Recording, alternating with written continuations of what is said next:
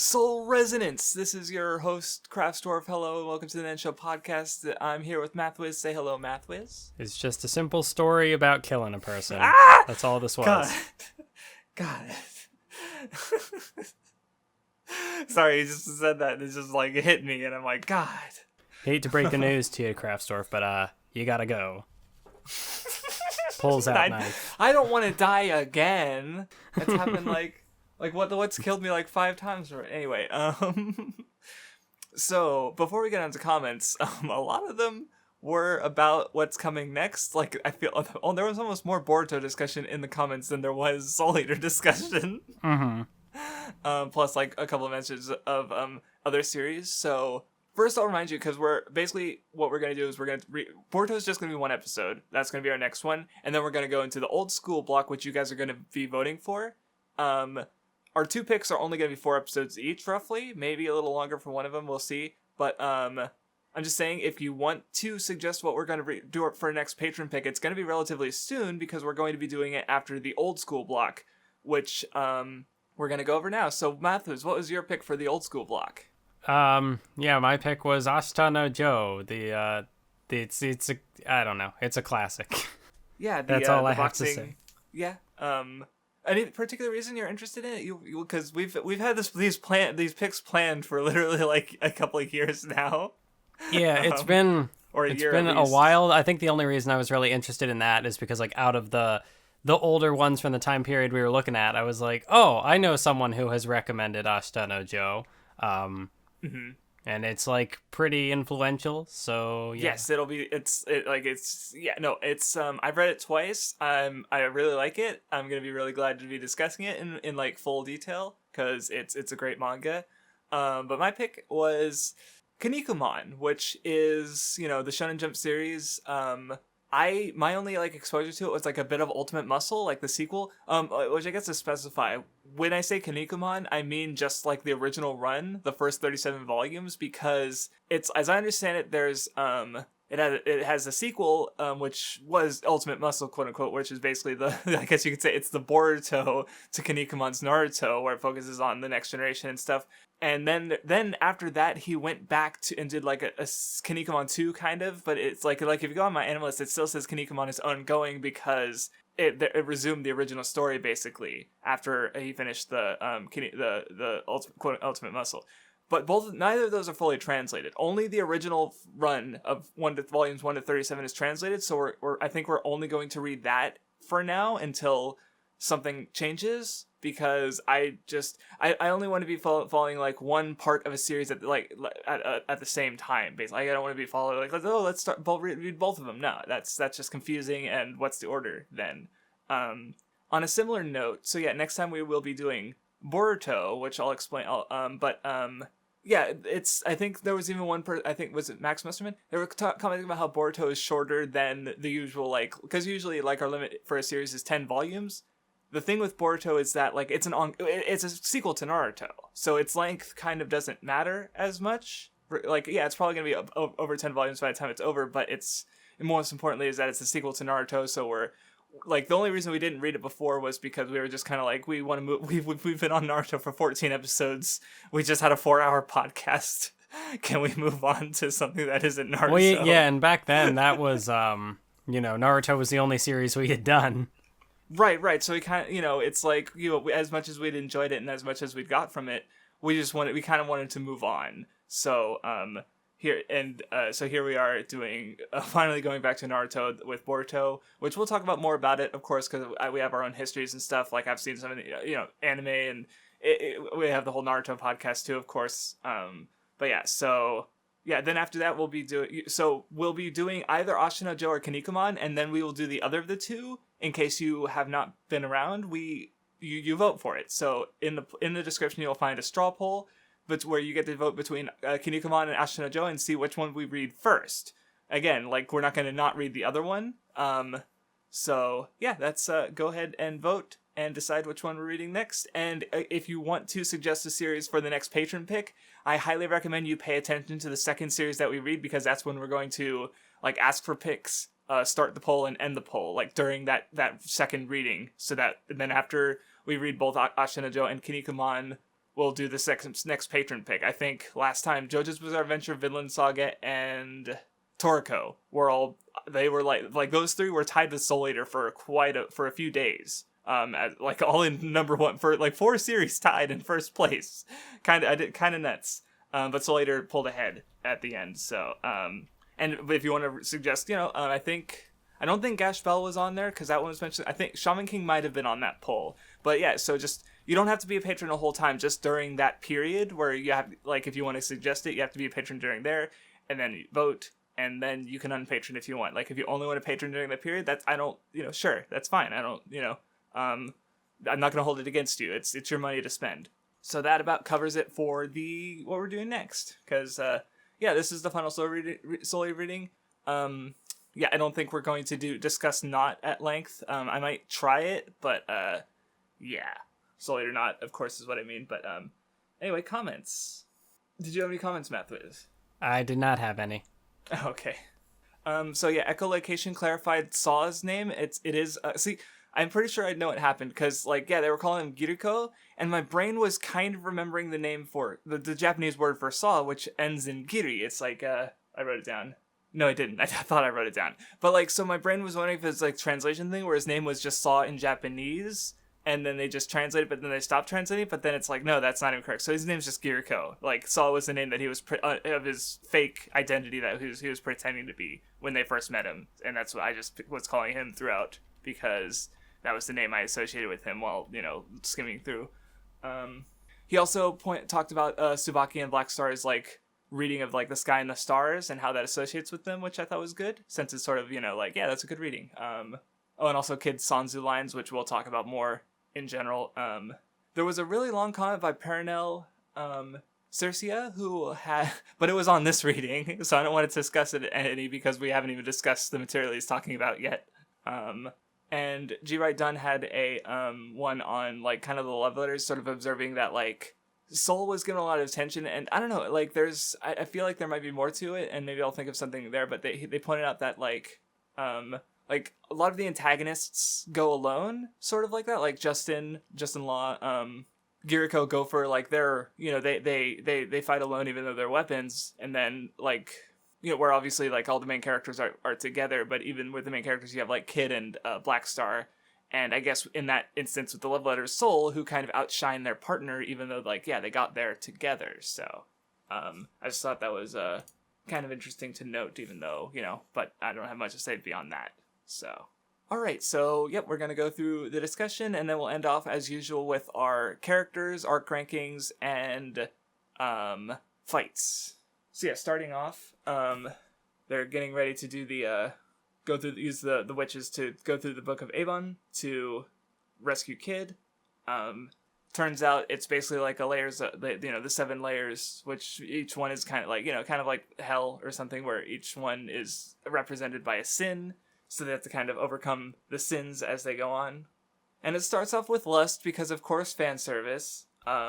See, this one, I don't know, because I remember in the One Piece one, I had I talked a little bit about the gender swap thing, because specifically it was when Law swapped everyone's bodies around, so you had Sanji and Nami's body and Frankie and Chopper's body, that is what you're referring to. So right? Yeah, so when this happened, it just kind of gave me the thought that it would be interesting if a story did, because obviously this isn't the first story we've read that has done a random gender swap section. Something to this, yes, exactly. But the effects of it never really stick. It's just kind of what if we had a fun little adventure where the characters were different genders? That's fun. That's funny. There can be comedy and stuff ensuing here. And there's the whole thing that it becomes a contest because the person who turns back last is the most horny, and it was Tsubaki for some reason. Okay, I don't remember her being but it was fun. It was funny character interaction and stuff. But I did want to say, or what were you gonna say? Well, to kind of finish my thought before you jump in, I had a little bit of a I don't know, it was kind of funny because there is a little bit of payoff to this at the end of the story that I wasn't expecting. And that made the joke kind of funny because I was like, it would be interesting if the effects of this ever stuck, but they never do. Or I don't know. Like it's a weird. It's not like a flaw in the story or anything, but it's like my personal like interest. It'd be like, oh, what if like they somehow worked a character just like suddenly becoming a different gender into their character arc, and I don't think it would have worked here. But every time I see it, it's just a thought that I have. Well, but then the fact that there was actually an effect that stuck later, even if it was a very minor one, I was like, oh, hey, they got me. Yeah. And I was going to say, as far as a story that actually does, like a shonen story specifically that does something, there is a gender swap arc so I haven't gotten this far. I only watched like 30 episodes of Gintama. And apparently there's an arc later where the characters gender swap. And for one character specifically, I've heard it does a lot. It does really interesting things. Like, this is all secondhand. Of course it would be Gintama. Right, like, oh, it's only 70 volumes, Mathwiz. It's not that bad. I just know Gintama has a reputation for being, the good shit. So it's like, Gintama would do something that, like, oh, hey, here's a trope. Let's mess with it. Right. And of course, Gintama is also infamous for having a hard to get into start where, speaking as someone who liked one episode out of the first 34, I'll get back. I'll try it again. I was just like, I don't know. I felt like I should watch something else in the meantime. But yeah, a lot of people on my server like it. So, I'm sure there's cool stuff to it. And that sounded like I heard that even before I watched it. And I was like, oh, that's kind of interesting. And now that you mentioned it here, or that idea here, I was like, hey, here's an example that Mathwiz might, have in mind for the future, or something we can look for. Maybe patrons go suggest Gintama for the Nen Show. just something you could do if you're interested. It's like I said, it still won't be for a couple months because we have to go through Kinnikuman and Joe, but just a suggestion. Sorry, but yeah, you had a thought. I kind of pulled it away from you. That was it. I was just going to move on with the discussion. Okay. After that, I just wanted to mention Gintama because that's like, Mathwiz, this is what you've been wanting.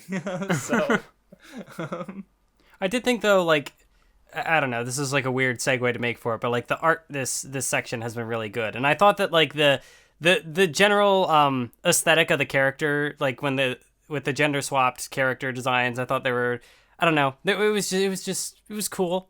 It wasn't just like, I don't know, like there was attention paid to like, I don't know, facial expressions and stuff. Like, I don't know. Like, I really liked how Patty has like the beanie and just looks like super, like super punk. Like there's a lot of fun with the designs here. Right. Like, yeah, they're definitely, skewed to be, or Killick's hairstyle is not quite like his original hairstyle, but when he's as a girl, but he just had fun with it, and amongst Samaka, who's basically the same, which is funny because they comment on it where it's she just has like shorter hair and a different uniform. Yeah, but she had already kind of had like the like the tie and everything, so it's like she looks the same, and it's funny. But anyway, we see the great old one who he has a conversation with Kid, which comes back later because he talks about like all the other like the 8 recurring number 8, like I said, like not just with Kid but just the author really likes that number.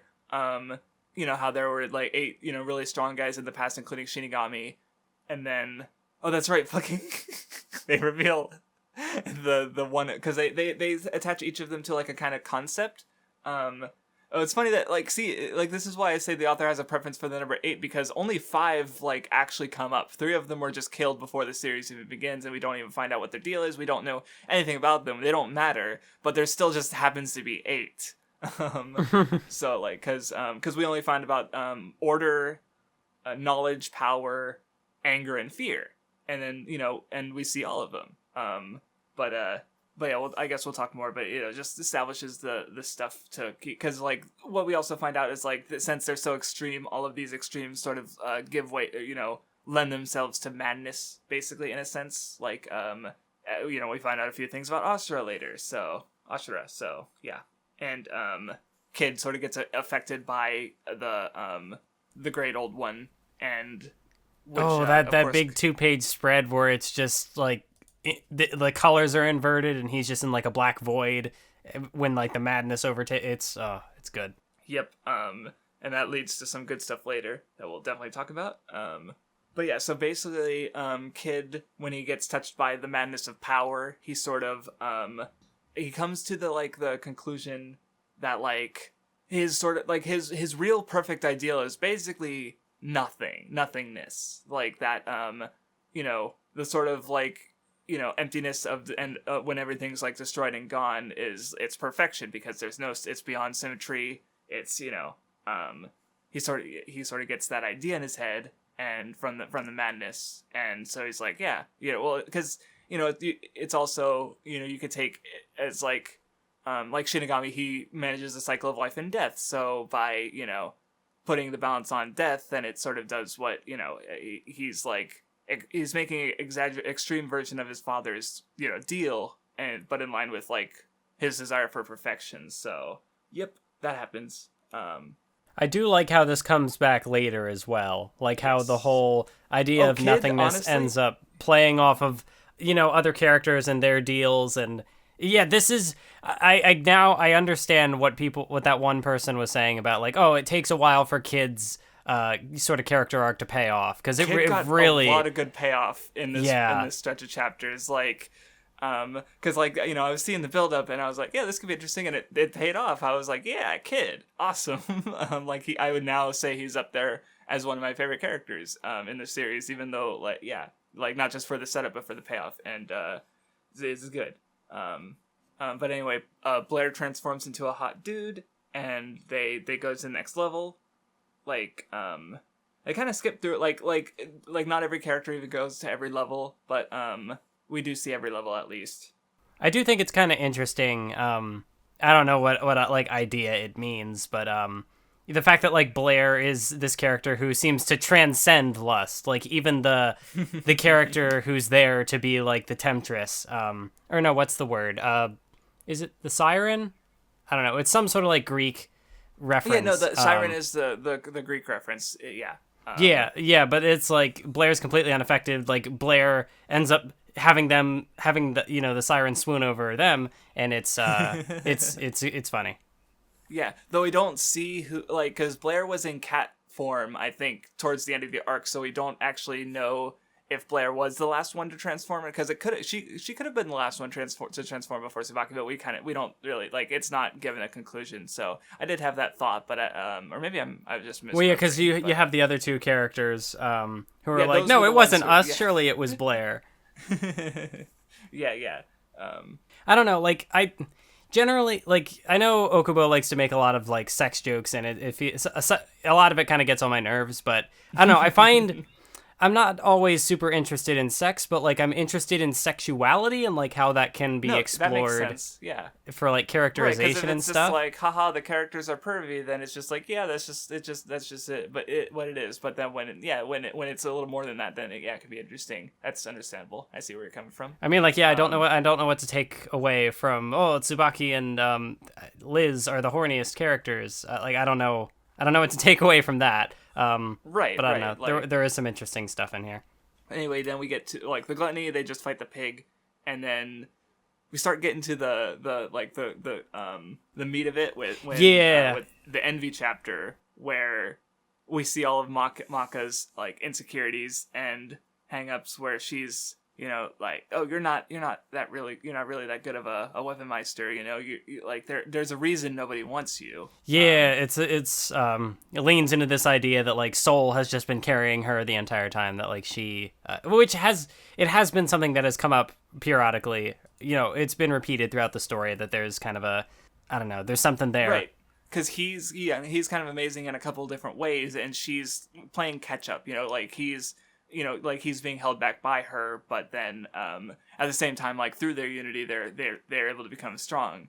So it's like there's just, like the flawed thinking is trying to focus on one or the other. Like in this case, like Maka isn't as strong as Soul, but at the same time, like Soul's the only one, or no, Maka's the only one who Soul opened up to. So like because of that, they're able to achieve this unity and go even further. But yeah, like I'm just looking at this one panel of Maka, like she's just got tears in her eyes, and it's kind of a muted reaction, but it's like it's still good because it's like, yeah, she just brushes away and when Soul comes by and just like, yeah, I'm fine, everything's fine, and then everything is not fine because it comes back later. Yeah, and it's the same for Soul. Like, he's got like the envy for his brother, and he's like, oh, I'll never measure up. And right, so he's like, no, I didn't see a vision. I don't know what you're talking about.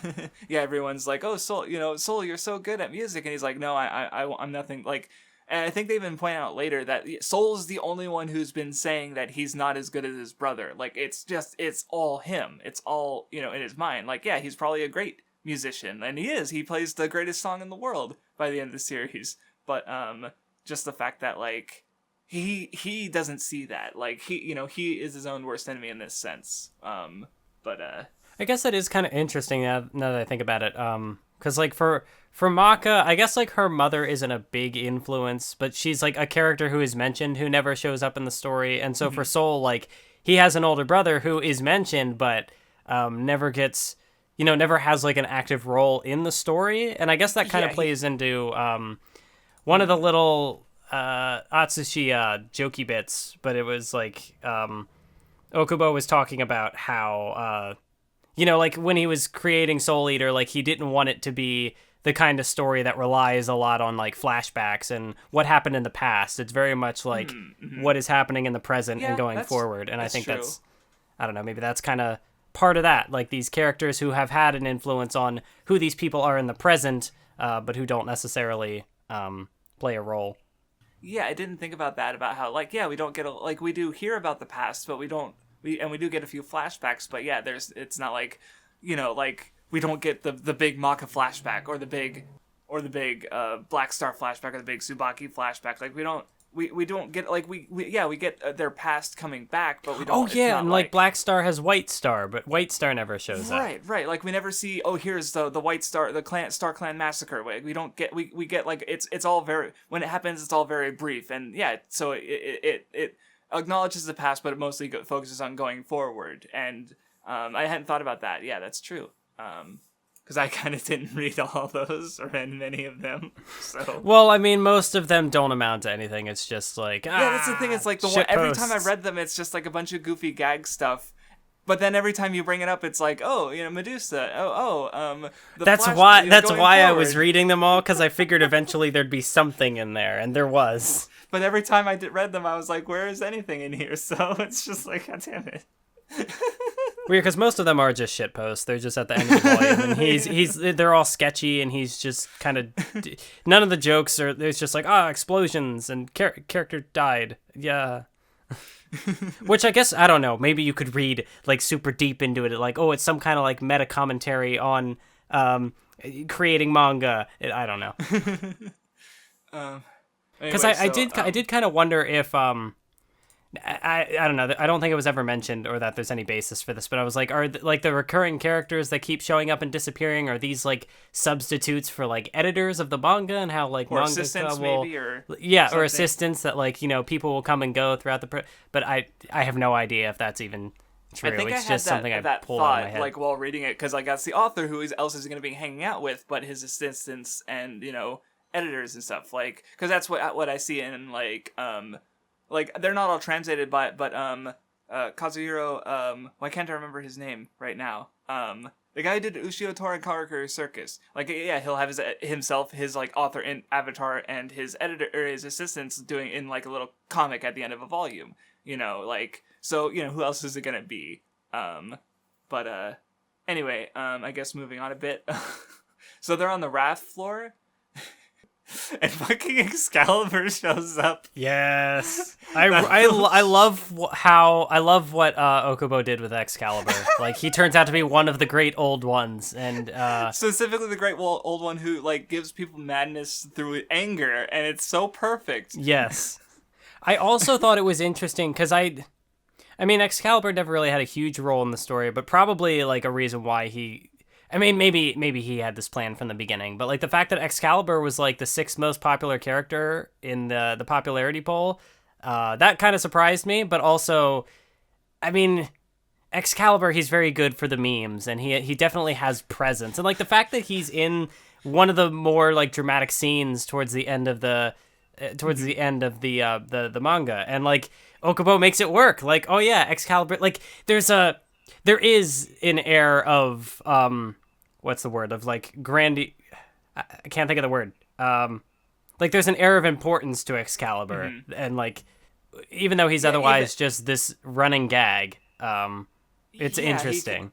And I and it is like perfect how like he manages to make this character who's kind of infuriating, but no, he was always associated with the concept of like he shows up on the wrath floor, of course he does, and he's the old one of anger, so it's just so perfect because fuck, goddamn it. And then there's the one page where he's arguing with Blackstar, and it's like, wow, Blackstar's text bubbles are in the gut of the book. They're kind of hard. Like Noah's like, man, this is kind of hard to read, which is great because it's like a meta joke. Yeah. But it's not like there's a moment later that breaks the fourth wall with Marie and Stein. But like this doesn't really. It's kind of like it's like nudging the fourth wall, but like Noah is literally reading it in a book. Like it's a meta joke, right? So it's like meta, but it's also not meta. It's fucking and obviously it didn't impact us because we're probably reading digitally. But if we had the physical volume, we'd be in Noah's shoes, which makes it even funnier. I also really like the panel that I posted on Twitter, which is "Fool, surely you aren't suggesting that." Or no, I read it backwards. Too late. I ruined it. Move on. Next question. It works both ways. That's the best part. And I was also gonna because it's funny that the index makes the fuck Excalibur face, even though his face doesn't work for it at all. Yeah. Because I think maybe that's not the last time it shows up in the manga, but it's he keeps reusing the face, but in this case it works because it happens in a place that it shouldn't happen. So it adds just a layer of absurdity to the joke that makes it work, I think. Yeah. And then they get to the next layer and he's still fucking there. He just followed them like, what an asshole. Sorry, I forgot about that. It's just like... I mean, I guess it I don't know. It also retroactively it makes how like a lot of his jokes or his screen time, like he would get some like 2-page spreads. So there would be a lot of, even if it was kind of like, it was a joke and that it was like taking the seriousness out of a 2-page spread for the sake of like the one where it's just a close up on his face. But like retroactively, you can look at that and see this is how important he is. Like he just commands I don't know. Oh yeah, he's one of the great old ones, so he just commands the stage whenever even if it's there. In a comedic way, he's still that you're right. Because maybe it's I don't read enough comedy manga, but like. The way they use 2-page spread is definitely, like, has to be different, obviously. And, like, it's still an action manga, but he's using a comedy character to do these comedic 2-page spreads, which is, and yeah, because it's always, like, just Excalibur's coming in from the right side and the left page is like, what the fuck? And it's great. And yeah, the one of just his face just zoomed in on, just, goddamn it. But anyway, Liz, uses Excalibur to cut through space and just throws him through the hole. It's like, get out of here. But anyway, then we get to layer 6, Sloth, where we're back to Maka and Soul, or, the unresolved envy from last time burdens Maka, and she's just like, I'm gonna give up. I really like the pages leading up to that, where it's almost like, I don't know, there's a lot of empty white space, and I don't know, I guess like the one, like it almost looks like puzzle pieces or like things are like chipped off. So it's not even like full panels. So it's just like a lot of emptiness to the pages, and it's, I don't know. The author was too slothful to draw the whole page. I guess you could also read it that way. But no, the way it fits the mood and just like, well, because like even the way that because it's always on the bottom, so it's almost like the panels are kind of like it makes me think of like they're dripping almost, like for Maka's just or she feels down in that sense, so. Like, just the way that the parts are pointing off downwards just has that sort of downward motion to it, I guess, if that makes sense. But it's just like, no, it's really, good. It's cool, good. Oh, so, I just noticed this cover page, or this chapter title page, rather, which has, like, because Maka's saying that she wants Soul to leave her. And of course, like, there's a bunch of clockwork gears, and there's like creaking and cracking, and as we see with Krona later, Krona very much talks about mentions gears as sort of like a thing for the weapons and meisters working together and people understanding each other. So, of course, they're starting to go out of whack with Maka, gripped by sloth in this way. But yeah, Soul tries to talk Maka out of it, but she points out that, he must have seen something too. And then Giriko comes in. Yeah, and it is interesting that Giriko's conflict takes place in the sloth chapter, because he's the one who spent 800 years, waiting, just biding his time to really get his vengeance. And then, when the big time came, he ended up getting taken out. He was asleep for the whole thing, so he missed his chance. And I don't know. There's probably something that it says about waiting for so long for things. Yeah, because I'm trying to think about the fight too. Because he's being unrestrained and just he's not. Yeah, in this moment he doesn't seem to be gripped by much sloth at all, unless you want to. Because he's also still focused on avenging Arachne, the past and stuff. Because he never, he was going through bodies and stuff. In service to Arachne for basically, you could almost say, because he was just, you're right, he was completely asleep during the whole climax and stuff, so, all that waiting is basically amounted for nothing, and he kind of refuses to move on, in that sense. So I guess you could frame him as slothful in that way. Yeah, because I guess, the thing in this fight, he's kind of, he's fighting to avenge Arachne, which I guess is, I don't know, it's kind of something in the past, whereas Soul and Maka are trying to move forward. Maybe there's something there too. Yeah. Yeah, and I don't know. I'll get to that part because the others reach the last floor greed. Oh no, that's yeah. See, okay, and Black Star gets to Kid around the same time. But yeah, looks like the fight's jumping back and forth. So I'll do my best to kind of try and keep the discussion going. But if I get confused, that's just, normal at this point. But yeah, Soul tries to fight alone, and Giriko even says, you aren't like me and Justin, which kind of I was talking before is the antagonists are, prefer to be alone by and large. Well, even not necessarily being alone, but they prefer to fight alone. They're not soul resonating with anyone. So it's even if they're working with other people, they aren't connecting to those people or understanding them. Where Soul's he's trying to be like that. But he's right in the moment because, Maka is, pulling herself away from him and basically, she's basically doing, what, she thinks what, is ideal for Soul, but that's not true at all because, she's just being gripped by her sloth and her flaws. But Soul, as, he gets the shit beat out of him, she's wait, no, I'm an idiot. He does need me. Yeah, and this kind of gets the payoff to what was set up back when Giriko first appeared about, he's this weapon who can fight on his own. He doesn't need a Meister. So, Soul, he had wanted to measure up in that regard, to be a weapon who could fight on his own.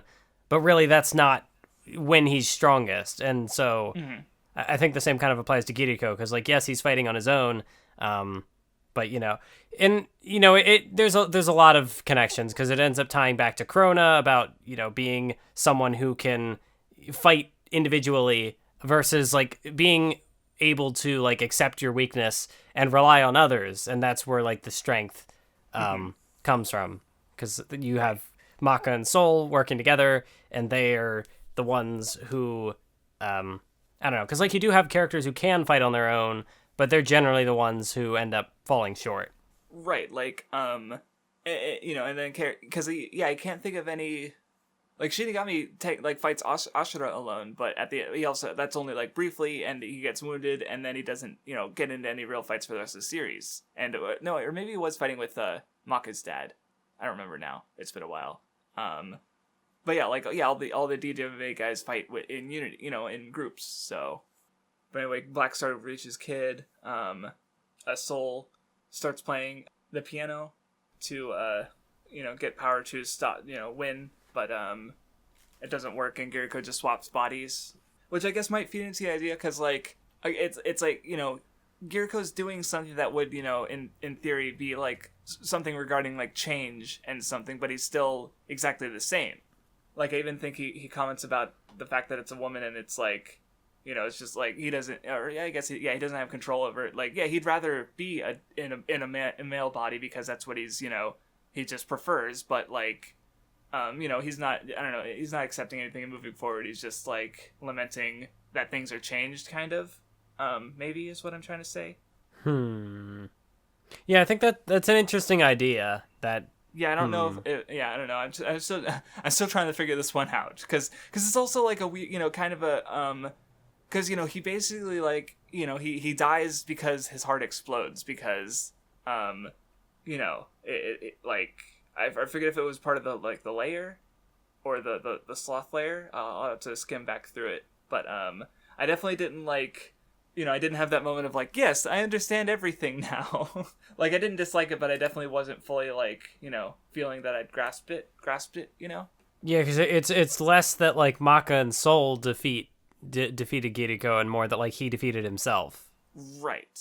But anyway, on to the it cuts to the Black Star for a bit. He, like, on the Greed chapter, he mentions that like what he wants the most is power, you know, to defeat enemies, to protect friends, and in this case save Kid. So he's allowed to be the one to move ahead, and run into Kid properly. And yeah, they have a Kid and Black Star have a bit of a conversation. Like, they kind of bring up how, you know, they've been interacting over the years. Like how Kid was the only person who actually like recognized and took Black Star and his like ideal seriously, you know, for a transcending God, and how also, you know, Kid beating up Black Star gave him a wake-up call and helped him to grow. Sorry, I'm rereading some of the parts of the Kiriko fight because I think it's getting to the end, and I just want to see if I have anything else to note. Oh, okay, actually, I did have one other observation. So, did you have anything to add about the Kiriko fight before I try to, you know, say what I just noticed? No, I don't think so. Okay, yeah, because basically Kiriko is basically about to win, and then, you know, his soul kind of goes out of whack, and we keep seeing the visual of it, like, starting to bleed and explode.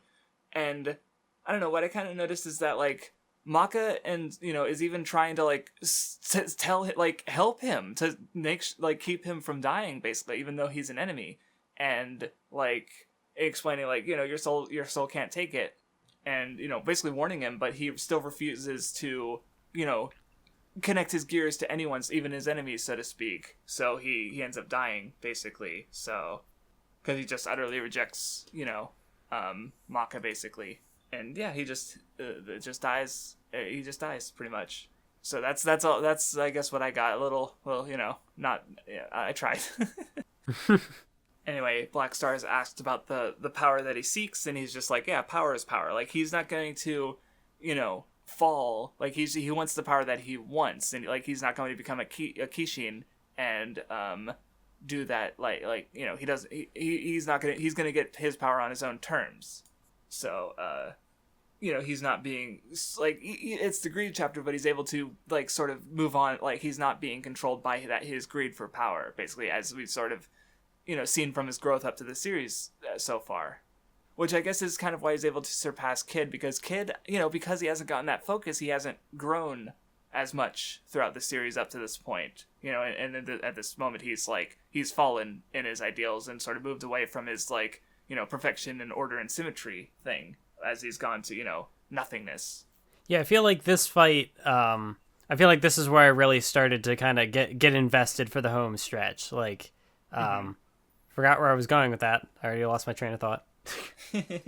Well, no, it's, yeah, because like we get a little bit of flashback of Kid meeting the Thompsons, and like at first they were gonna like take advantage of him, but then like they actually started to, you know, to like see, you know, connect with him and his derpiness and laugh, and, you know, become friends with him. Like, you know, he got this you know, he was able to make these connections, and like Black Servant says, like, what, are you gonna destroy them too? Are they gonna become nothingness and, you know, trans-symmetrical perfection? Like he you know, he's basically calling Kid a coward for running away from his struggle with perfection and imperfection, sort of. I also really like the parallel that is drawn, or maybe not a parallel, but just like a connection made to the fight with Mifune, where, you know, Black Star talks about nothingness and, like, you know, having an empty emotions, and sort of like tying it back to the resolution of his fight with Mifune, where he won, but it was, it wasn't like a triumphant victory that he was looking for. He kind of just was left with kind of like he was feeling nothingness. Yes. Right. Which, I guess that goes back to like the connection thing where it's like, this is a person who, he's Mifune and Blackstar are basically like that, maybe we could have been friends kind of trope if like the world went differently, and because it was purely like the DWMA's thing with witches that pushed Mifune away from DWMA as becomes a big issue later. So it's like, here's two people who could have connected, but because they were enemies, Blackstar had to kill Mifune, and and that made him feel empty by this lack of connection. And Kid, that's basically what Kid wants, is complete emptiness, with nothingness. And by bringing up his friends, he's pointing out Kid's contradiction. And of course, Blackstar himself is Kid's friend, and so I also really like the line where Blackstar mentions how everybody, laughs at him whenever he said that he would transcend the gods, but Kid never looked down on him. Like, Kid took him at his word, and and I just realized that, or go on. Yeah, there's just like a good sort of mutual respect thing going on there. And it makes sense because Kid is like, he has the body of a god. He is the son of, Shinigami. But also he's well aware of like, his own imperfections. Yeah, so and he doesn't look down on humans, which is obviously has a big tie back to the conclusion of the series and kind of where he ends up going. So it's basically like the Kid, sees his flaws that like especially through most of the series, he doesn't like his flaws at all. But it's also because he had those flaws, like, and as we see with Shinigami, because he was allowed to sort of live as a human, even though he is a god, that he was able to like connect with them and come to have these friends that he doesn't want to be gone from in the end. So it's and his hangups are basically like his good points, basically. The fact that he's imperfect, which I think I mentioned this before. It's just a common Buddhist thing where imperfection is good because you strive to be better and do more and such. So because if you are perfect, you just stagnate basically. But Kid, when the question comes up again, he realizes that like. That how his he's Blackstar's right, like Kid just wants like death and everyone to die, and he's like no I don't want that, that's not really what my ultimate order is. So he comes back to sanity basically. And then the Great Old One, he has like the spooky old like Cthulhu almost design with like tentacle mouth at times, and obviously he's really shadowy and inky, but he's not a bad guy. He's like, because he explains how he talks about like even Shinigami's ultimate order like creates madness which we very directly see, like not only with Ashura but also like the witches. Like the witches were pushed away. They don't count for this order, so they're forced into madness because that's the only option given to them, and that's why so they're antagonist. That's why they antagonize DWA, because it's that's it, just they don't fit with the ultimate order. And of course it comes up more later too, but it's good because he further explains the it's good. It's a good conflict, I think, and good character stuff. Yeah, and I also like what it kind of represents for Blackstar, where he just, he talks about power is power. There's like nothing more about it. There's more that comes up with that later. Because he gets called out on that later, where it's like, okay, once you attain ultimate power, like what are you gonna do? Just crush everything. Crush everything that stands in your way, but, I don't know. Power is obviously a very, very key to these kinds of action stories, and it's always interesting to see how it gets spun. Right. Yeah. Like, what is the meaning of power? Like, what is it for? I was gonna say, like, because I thought about it, and I was like, maybe this is one of my favorite fights in Soul Eater, but it's just, like, it's not really a fight. Like, they just talk while punching each other. Like... So wait a minute. You're gonna have to clarify that a little bit, because isn't that all shonen fights? They just talk while punching each other. True, but I guess what's tripping me up about it is because like the fighting is such a small part of it relatively. I guess, where it's like... I mean, yeah, it is much more of like a dialogue than a fight, as opposed to, having a dialogue and a fight. Like, there's not much like action. Naruto versus Neji was a fight that I remember we talked about. Like, yeah, there was a lot of dialogue. Like, Neji even went into his backstory, and, we were, at the time, we were, like, nitpicking about it, whatever. But there was a fight to it, too. Like, there was, like, the combat and the tactic and stuff, where this, like, they devolve into talking, and then that's just it. Like, they don't go back into fighting in the same way, so it's harder for me to, like, say it's a fight in the same way, because I guess it doesn't resolve as a fight, It's, I guess that's what's tripping me up about it, so... Yeah, it's not like Black Star had the better ideals, and so he defeated Kid in combat. It wasn't, it was more of, like, a compromise thing. Right, and that's, like, because that's what you normally get, like, even with, like, if you're gonna say compromise, I'm like, now Naruto versus Sasuke, it's like, that's also a fight of ideals where they compromise, but it was a fight, and it ended with them on the ground, so yeah, it's I'm still probably gonna bring it up later when we go over the best fights, but I was just like, think about it, like, is it a fight though? Like, and now I have to think about my standards for what a fight is, so. But yeah, I also like the line of, like, even the human body can't attain, perfect bilateral symmetry, like, structurally it's impossible, and so, like, and how that connects to the whole, like, a balance of life and death, like, having to... So, like, nothingness isn't really... It's not even really death. It's just kind of... It's nothing. Yeah. And so, Kid has to... The part of being, like, the Shinigami and being the... not being the perfect being, but, like, to truly, like, achieve these things, like, there has to be some imperfection. Because like that's fighting to, like, achieve a balance between, like, the life and death, and balancing the imperfections, like, that is where symmetry can be found. Because if there's nothing, there is no symmetry, because there's nothing to be symmetrical. I don't. No, yeah, like, there has to be asymmetry for symmetry to have any meaning, basically. And, the way he frames it as, like, well, my heart is only on one side of my body, like, that helps him to, like, accept his imperfections as just part of being alive, basically. So anyway, the adults get to Noah.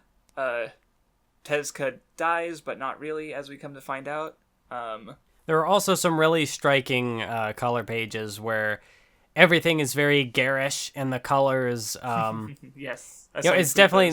It's very distinct. It might not, be, like, pleasing on the eyes, but it's very... I don't know. If I could spin, like, and this is what it means out of this, I would, but I got nothing. It just looks interesting.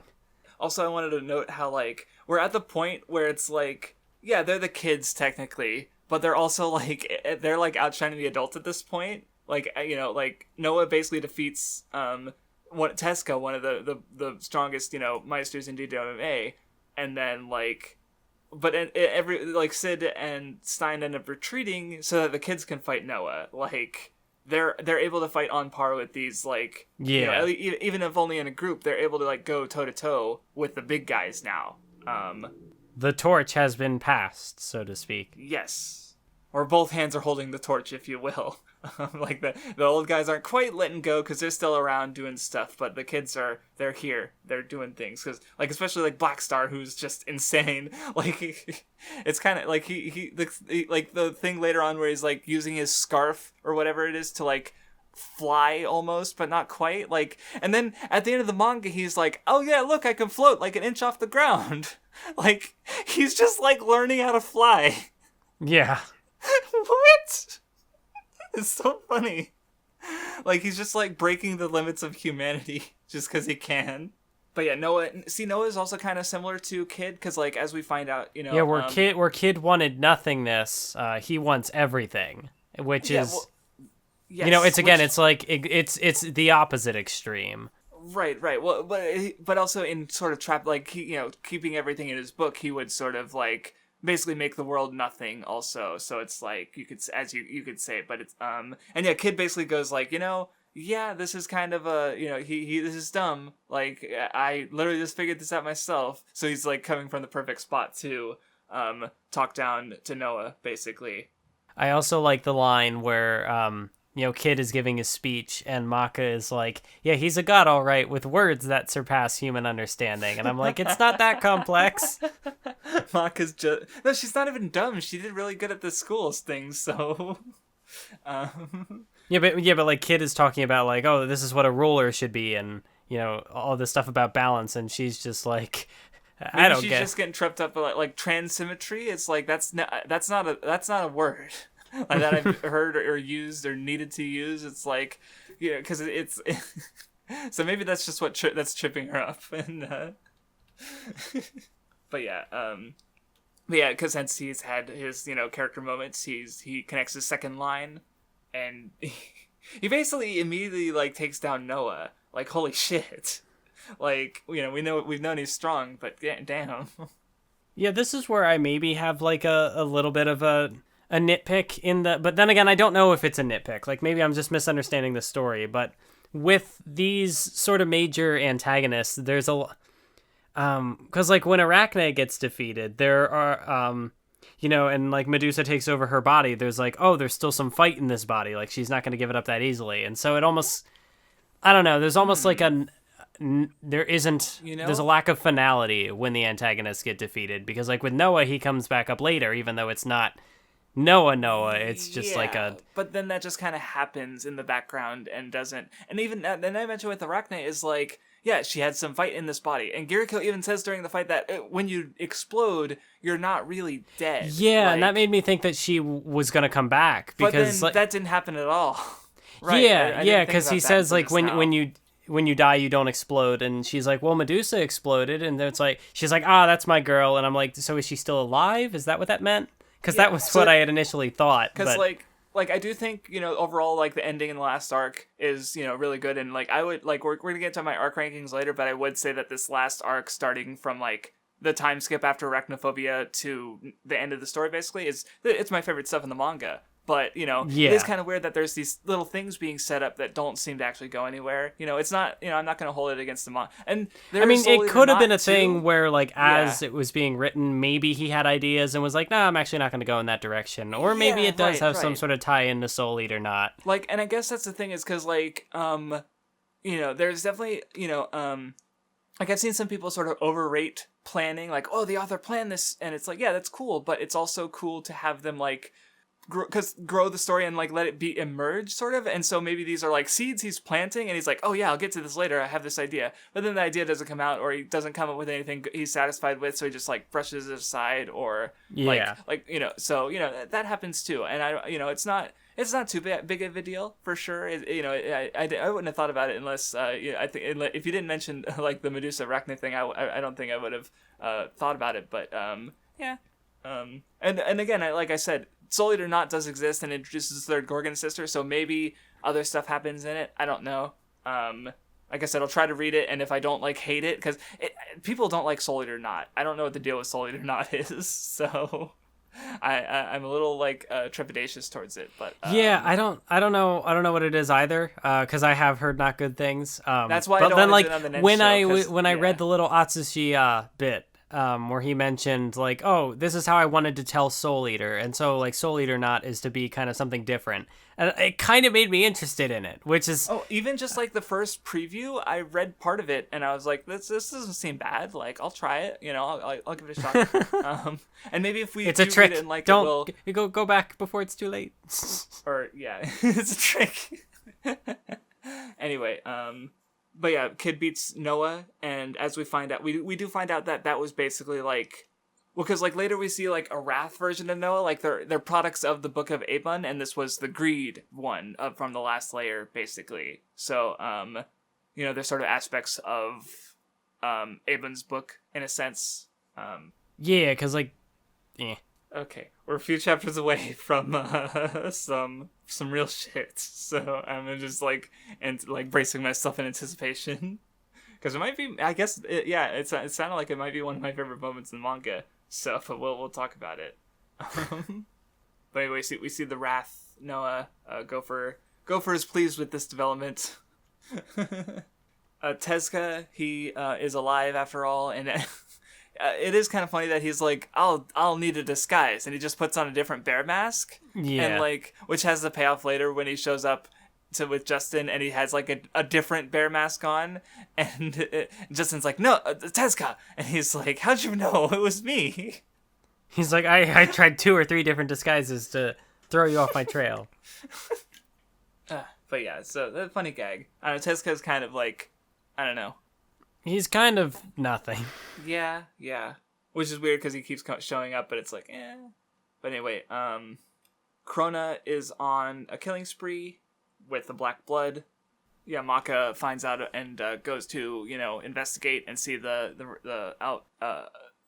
what's the word? The outcome, since of course she wants what's best for Krona, but then, oh, that's right, the Black Blood goes wild in Seoul. Like, he's in his mind, he's got the gremlins become, like, huge, the ogre. Okay, this part was kind of cute, where, Soul's using, because, like, Krona's powers also focus on sound, which I hadn't linked together until this stretch of chapters, because, like, we see that with Arachnophobia, where Soul starts using sound, and then it sort of, comes back, like, because they even fought before, but that wasn't a thing, but now in this stretch of chapters, like, now, they're two, Maka's soul, this Maka soul pair, and now Krona and Ragnarok, or before, are matching Krona and Ragnarok with using sound. So I hadn't thought about that until this stretch of chapters. But Soul's emitting sound, and to keep Stein from losing his mind, Kim, like, hugs him from behind, and she's just like, I don't know, she just has a cute smile when she's thinking about, like, I might never get a chance like this. And it's, I don't know, I just think, it's a cute expression, and then Maka joins in to help.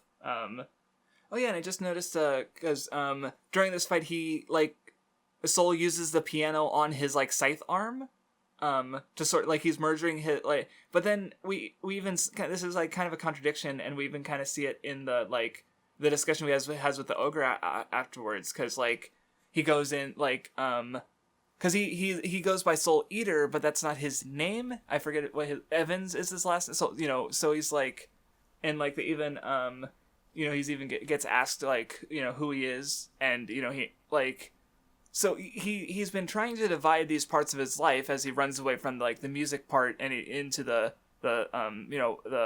death scythe part, the weapon part, but, like, he's also using a scythe that's literally combined, the music and the, like, like, basically this whole thing has been him, like, recombining those things, and, like, at the end, even when he, they give his full name as, like, Death Eater, or Soul Eater, Evans, like, he's fully embraced both sides of his life, basically.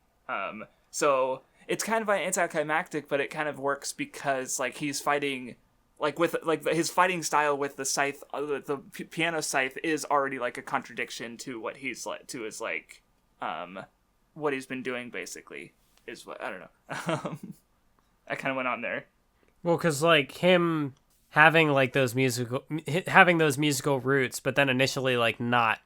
Like, initially he wasn't using it, but then, like, that's... So, like, the madness was what, like, drew him back to those musical roots, and then it became part of his fighting style. So it was more like him learning to embrace... That's a good way embrace his past, so to speak, or at least, like, embrace who he is. Right. Because, like, that's what got him with Maka in the first place, is his piano, who he was. And then he kind of ran away from that immediately, and because Maka was, like, lamenting, like, why doesn't he play the piano anymore? Until, like, he finally did start with it, and it just has, like, we need to do this, and then, yeah, it became part of who he was again. And so he, yeah, like you said, he embraced his past. And Maka does a Maka chop on him, because he deserves it for being dumb. But then we see that Krona has basically killed the entire town with the Black Blood, and then we do find out after that Shinigami has put Krona on the list of, like, people who should die, acceptable souls to be turned into a weapon, basically. Oh, I skipped ahead a bit because I guess Tezuka gets, like, a fight with Justin Law, and I'm like, yeah, sure.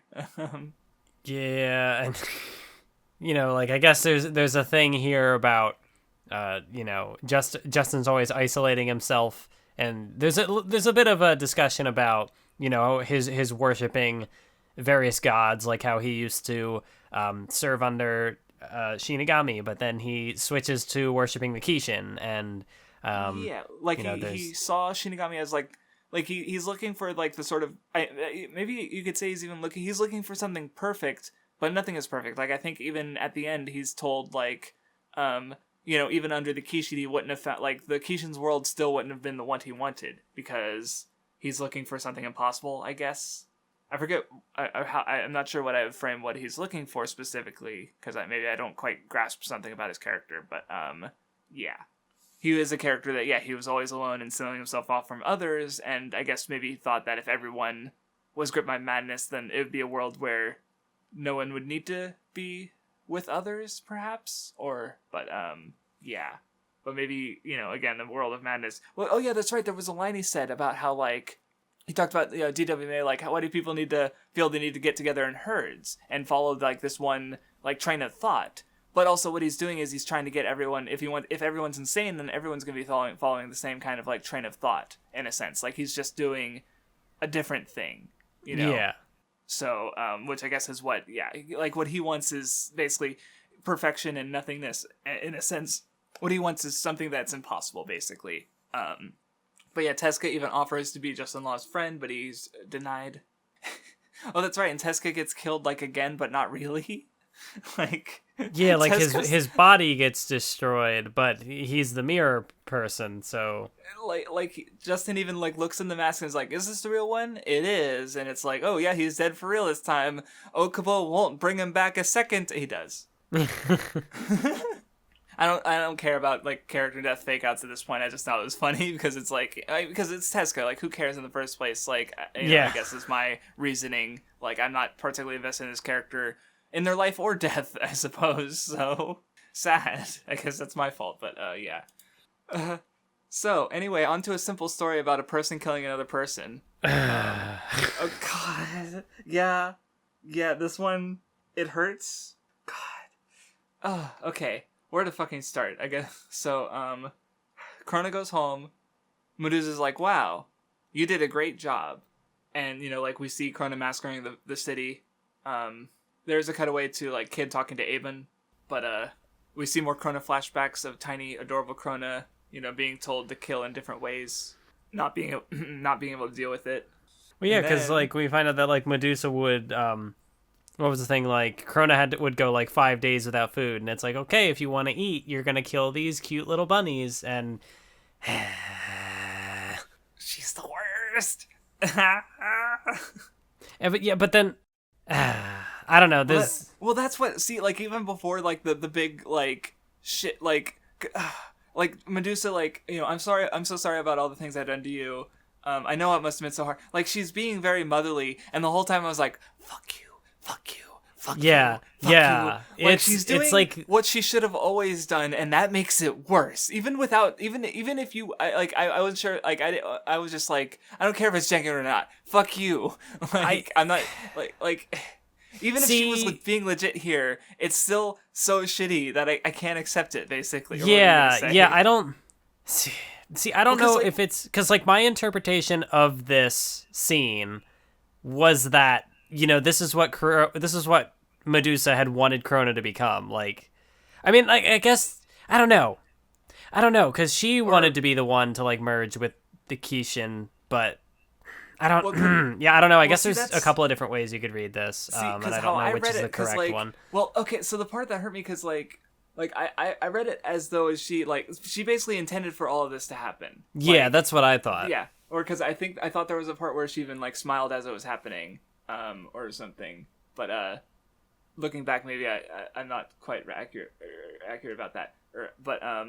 Because there's she wants to merge with the Kishin and how I read into it, because Medusa's whole thing is like go forward at the expense of everything else, like destroy the past and move forward. And in this case, she's accepting that she's the past. Like, she's for science, she's going to like push Krona forward into merging with Ashura, and even if that means at the expense of herself. And that's what I thought was horrifying about it, because she's giving Krona everything Krona would want in a loving mother, and then Krona doesn't know how to deal with it because she, Krona's been Medusa is giving this to Krona, but Krona's not prepared to deal with it. So I don't know how to deal with this, as Krona always says, and so Krona kills Medusa, and I have one more thing to say, but go on. Or I thought you were going to say something for a second there. Well, yeah, because like earlier I did talk about, with some of the villain deaths kind of feeling sort of anticlimactic, and that, it almost seems like there's set up that they'll come back and maybe they don't. But here, this is climactic, but it's also anticlimactic because because you had said this seems to be what Medusa was aiming for. Like Medusa was willing to sacrifice herself to push Krona forward, and that sucks because like this should be a cathartic moment. Like, Medusa's death, like she's finally done. But you'd want to see that from more someone like Maka or someone who has something more, and I guess you could see it as like Krona finally vanquishing the source of their trauma, and like that should be like a triumphant moment maybe, but it's not. And I think that's interesting, and kind of like how it reflects on all the material up to this point, because it even goes to show that like, for Krona, this person who was abused and was in this terrible situation, it doesn't matter that the source of their trauma is gone, because the effect will still linger, because like they are not. It doesn't fix them. Like getting rid of Medusa does not fix them. Like it only and even though like Medusa's kindness is not genuine. Like Medusa's not the person. Like even if she was, like I don't see it as genuine. Like I see the fact that she, says this, like, I'm proud of you, and like, oh, you did all this stuff. You became who I wanted you to be. It's very... Yeah. Well, she says, like, it's complete. You've cast aside your final support, and now the Black Blood is complete. Because the Black Blood is something that can't connect with anything. So here's Medusa being the most important figure in Krona's life, but also, like, arranging things away that even when, like, someone, like, completely accepts Krona in this sense... you're right. Krona throws that away. And, like, that's what Medusa was... Yeah, so I reread that panel, and yes, Medusa's kind of smiling, so that's what she wanted. Yeah, because later Krona says that, like, Medusa was the one person that they were connected to at that point, and to even cut them off, like, that was their single connection. Yeah. They bring up the blood relations, and as Maka is wielding her father as a blood relation... God, we'll talk about that. But the thing that got me about it, I think, is that, like... Yeah, this is, like, this should be everything we want. We see, like, a shitty parent asking for forgiveness and trying to be better, even though, again, like, there's nothing about it that comes across as genuine at all, but that's still, like, when you just look at it, that's kind of what's happening. And Krona, like, shedding Medusa and killing her, finally. But the way it plays out is, it's, like, the worst thing that it just hurts. And part of what got, like I said, what I was gonna say, part of what got me about it is like I did later think about Sasuke and Itachi, because like Sasuke is this character who like Itachi had this very specific plan for, and then like to do. But Sasuke like rejected that. Where in this case, Krona is doing exactly like this is Krona like trying to be independent and throwing away Medusa, but that's exactly what Medusa was aiming for. So they're not really. So even like which kind of goes back. Actually, now I think yeah, and like it takes that's why I said like it's not a cathartic moment, because it's. Well, no, what I was gonna say is like remember back when Krona went to DWA and then Medusa came back and was like, wow, you went on to spy at DWA for me just like I would have wanted. Like this is like that, but for real. Where like that was just like it's cementing that everything that Krona is because of Medusa, and that like. Krona's just so, like, Krona will always be what Medusa wants and can't escape her, basically. Like, Medusa just has that level of control over her, that even in this moment where Krona is directly going against Medusa, it's still just as planned. Like, Krona has no independence or autonomy in their own life. And that's just... There's no, like you said, there's no catharsis. No, it's just... It hurts. It hurts so much. Like I had to. I just posted that last page. A simple story about killing a person. That's all this was. I just posted that page in my server, and I was just like, yeah, and I mean, yeah, and like even, I don't know, because like even though she says like you're my pride and joy, like even if it was genuine, I feel like at this point it wouldn't even matter. Like that's not fair. You can't. Abuse your child and, do all this stuff and then be like, oh, I'm so proud of you. Because that's manipulative as fuck. Like that's, and so, yeah, like the way it all plays out, it's not good, but like it's good writing, but it's not good emotions. No, but I do like it's I hate it. Like because like I do want I want the catharsis with Medusa dying and like having it be triumphant, but it can't be that. Like it is, this moment exists to not provide that catharsis. And so in that regard, like Medusa kind of goes out on her own terms, and yeah, it's good. I feel it's the like hardest thing for Krona, and it's the hardest thing for us as readers, basically, and that's why it's good. It's difficult on purpose, and it's great for it. Yeah, like their dynamic, like this pretty much cements it, that I think their dynamic is probably like the best thing about Soul Eater. And like it sucks because it's such a terrible dynamic. It's not even it's not a positive. Like comparing to what we discussed Hunter x Hunter last time, and you're like, oh yeah, Gon and Killua. Like yeah, I'd agree. Like their friendship is like what makes the manga really good for me. Like there's a lot of great things about it, but that's like probably one of my favorite parts. And this is like also one of my favorite parts of Soul Eater, except it's like the opposite. It's a terrible dynamic. They're horrible for each other, or Medusa's horrible to Krona. Like, and it hurts.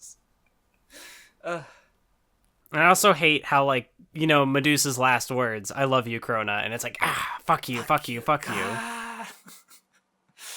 Yeah, I guess now I kind of understand, like, when Alexander talks about, like, oh, I love all these antagonists, and they're, like, terrible people, but they're, like, great, they're well written. And I see like this with Medusa, and I'm like, I hate Medusa, but she's probably like, if I said she's one of my favorite characters in the manga, that's like, I shouldn't be saying that. It's not even, like, because I definitely agree. Like I can think of like Sasuke and Komaeda from Danganronpa is like, they're some of my favorite characters, and they're Sasuke has redemption, and that's really good. But I also like his struggle as an antagonist. Like I like him for being, and I also find that like I find over the top edginess stuff funny sometimes. Like I'm not gonna say that's not part of the appeal for me. But like with Medusa, there is not supposed to be redemption. There can be no redemption. Right, she's just horrible, and that's why she's great. Like because she's definitely my favorite antagonist. So like in the series, definitely my favorite antagonist.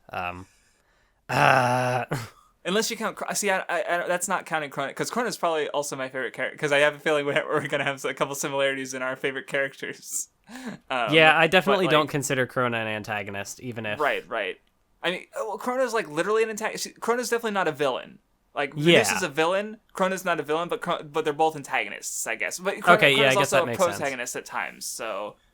This now makes me really interested because I forget in exactly how the anime ends, and I am interested in kind of going back to that, rewatching that arc basically, and seeing how it changes things. Because I know, like, I think someone mentioned that they bring in, or maybe it was you, that Ashura comes in because they needed to resolve things. Yeah, but obviously, like, there's developments that haven't happened, so like all the characters can end in different places, and in some ways it. Like for a character like Black Star or Death the Kid, obviously they lose most of what happens in the second half. In that degree, their characters kind of suffer. But I do want to go back and revisit kind of how they handle the stuff with Krona and Medusa, and the stuff they do with Stein and everything there. Yeah. That would be interesting to sort of, since that was your first exposure to Soul Eater, so now you get to go back to the stuff you've already seen, but now with this lens of like, well, I know what happens in the manga, so...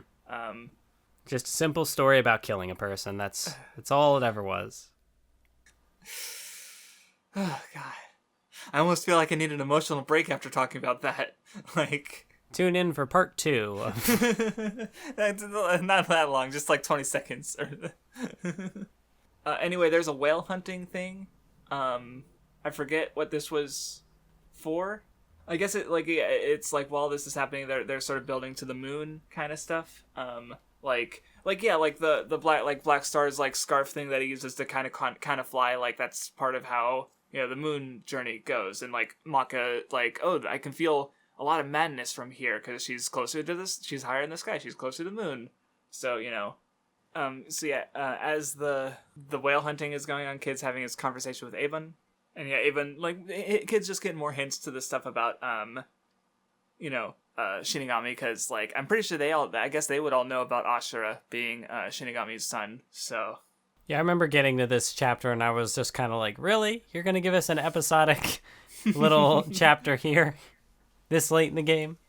But obviously, like, it does set up there's madness in the upper atmosphere. What's happening here? Yeah, I'm figuring that's what it was. Is like he didn't want to just jump right into the thing, but because like there's the kid stuff, and then rounding that off, and then it ends with a cliffhanger going into the next one. So it's just like a little bit of a pace breaker to sort of like, after that, So, I guess just one of those concessions you have to make for an ongoing manga where you just can't just like, go right into the next thing in the same way, so to speak. Like even Hunter x Hunter, it's like, like in between the York New Climax and getting to Greed Island, there's this whole like arc of like, they train for a bit and they have to prove themselves to go into Greed Island, and there's the auction, of course. So it's like, it's not just from one thing to another, even though there's a clean like transitional period, but it's like pace wise, it's almost, there's like ups, and then it lingers a bit, and then it goes as interest, so to speak. So I don't know, I'm spewing words.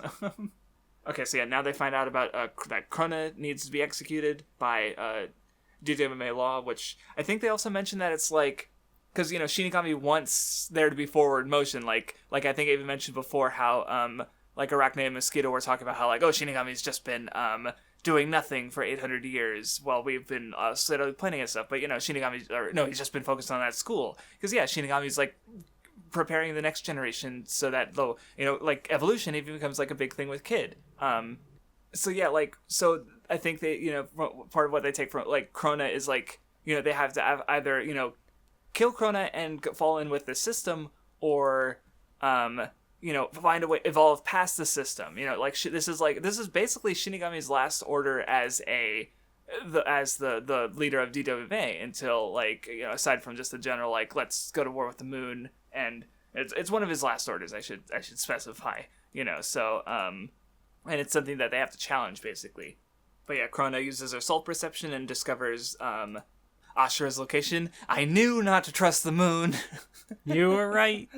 I wasn't even thinking about the fact, because I knew that the last arc was called War on the Moon, but I didn't even think about, that in regard. I just the way the moon was framed, that's like it was very suspicious. Yeah, I did like how Ohkubo mentioned in the little volume afterwards about the moon, like he had wanted to do something with the moon, and so like when he drew it in the first in the first chapter, he pointed out how like he made to put it like kind of in the middle of the atmosphere, like you can see like clouds coming in like before it, but also like behind it. Right. Because like he had some sort I of think that yes, it's not like a literally like it is something going around the planet. Like it's not. I guess it's not even really going around the planet. It's just sort of hanging around over. No, it's been around because they've been around the world. Never mind, I take that back. But like it's not like literally like millions of miles away like our moon is. It's just like they just fly there. It's like right there. It's still in the atmosphere basically, which is kind of interesting. Though I also want to mention like one of the other reasons I thought the moon was suspicious. So minor spoiler for Fire Force. So like we see the moon. It's a normal moon. It looks like our moon, except I have seen one panel out of context from later that has what is definitely the moon from Soul Eater.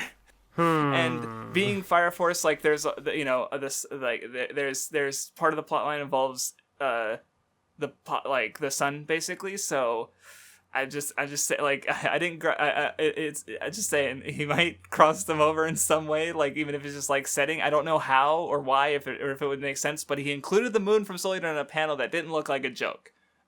So that's also part of the reason I've been suspicious of the moon. So it wasn't even a Soul Eater spoiler technically, but if you want to vote for Fire Force on the next poll, I'll give it a shot. I'll give it another shot. Like the Weep Club episode that I mentioned before it's got a shitload of views. So I don't know how many people came there from the Nen Show, or went there from the Nen Show. But just thought about that. Anyway.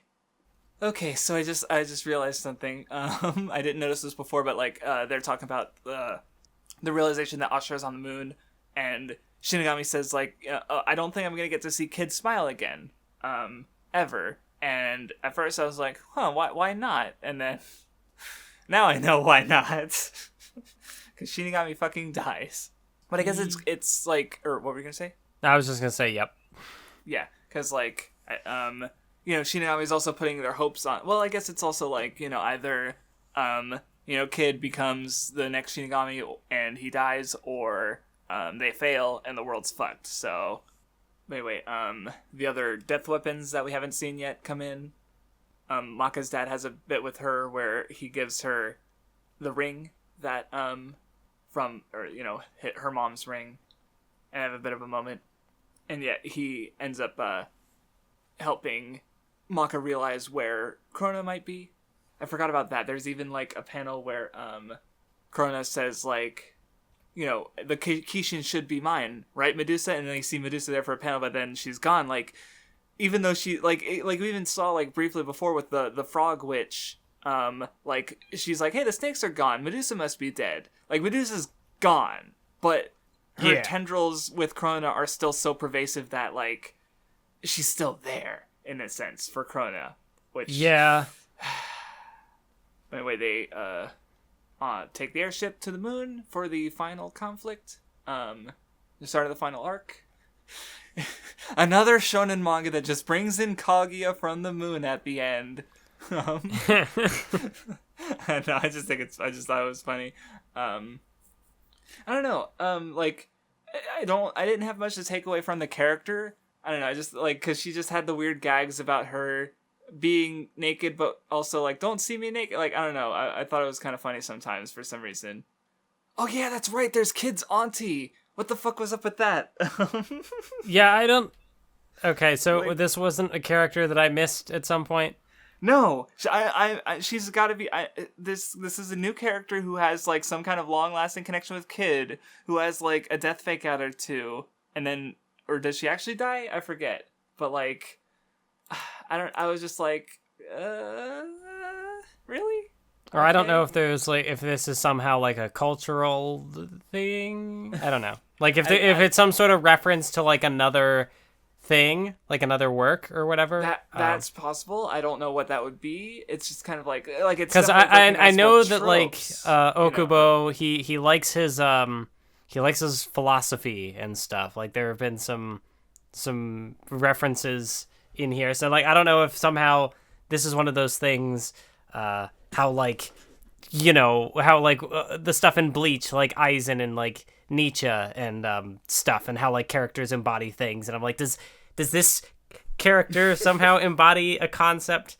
Yeah, like I mean, look, like maybe as an auntie, she's like the closest. Like I don't know, like because Krona had a thing like with the boob stuff in the last chapter. We found out, Krona, it's a mother. Things and like okay, I guess like we never like I was wondering about Kid's mother before, but we found out that like it's more of like an asexual reproduction where he just sort of like or no I guess or like yeah like with Ashura Shinigami like shed his fear basically, so he's fearless, but Ashura is pure fear basically, and that where Kid is a more like regular like he's not, or maybe I don't know, maybe I just missed something in that because that's what I took from it is that like he's not a human in the same way, like he can look human, but like Kid and Ashura do, like they just have like masks and stuff, but he's also a god, he's not quite a normal being, but so I guess Ansie's maybe like Kid's the closest thing Kid has to a mother figure, but I don't know what like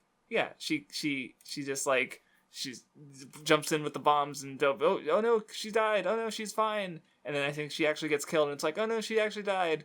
It's like, okay, this is happening. I don't, whatever. But anyway, Stein gets a big moment where he sort of like accepts, like he's even asking himself like, why am I on the side of order? But he still works with like, Marie, and they sort of like he's got I don't know, he's got his eyes are weird, but I forget what. Yeah, the design was interesting. Yeah. Oh, and this is where because I did think it was funny because I was mentioning earlier about how like the stuff in the book was kind of like prodding the fourth wall, but Maria actually like breaks the fourth wall here, where she's like, well, at least he has enough of his sanity to explain things to the readers, like, because Stein was talking about how the how Death Scythe is able to like match people's wavelengths and work with them, and Stein explains that, and Maria's just like, yeah, cool, he's got that much sanity at least. So that was Fourth wall breaking joke. But yeah, the clowns can regenerate because of the madness, which comes into play later. A few people infiltrate the moon trying to find Ashura. Back on Earth, Krona is found by Maka. I'm skipping ahead a little bit, but that's because I didn't see anything much of note. Like, there's just a lot of fighting going on. But yeah, Krona says, like, that the last bit of order they had was to tell Maka, that they killed Medusa, and that, my gears are bent and rusted and won't sync with anyone else's anymore. Which Krona doesn't even try. Like, Maka tries to reach out, but just gets pushed back.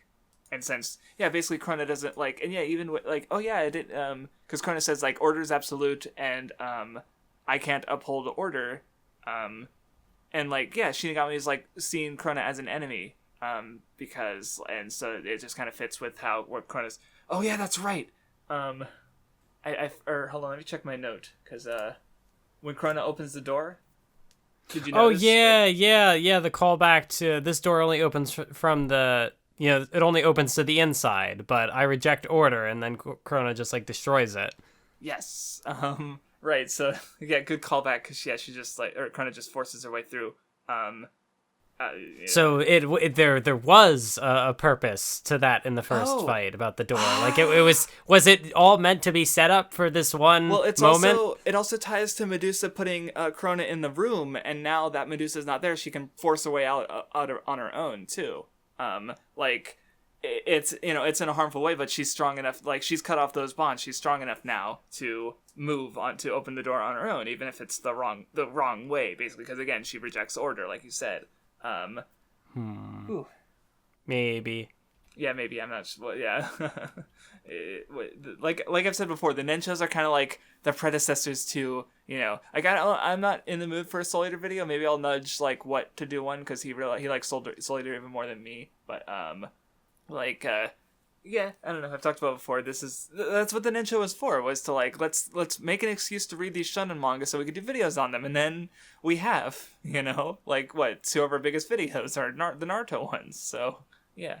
Yeah, I don't know if I'd have anything to, like, for a video idea for Soul Eater at this point. Like, I feel like if anything, it would probably be something about Krona, but I don't know. It's definitely something I still need to sit on, because, like, I didn't do I don't think I did the Talk No Jutsu video, like, immediately after the podcast. Like, I think it took a bit.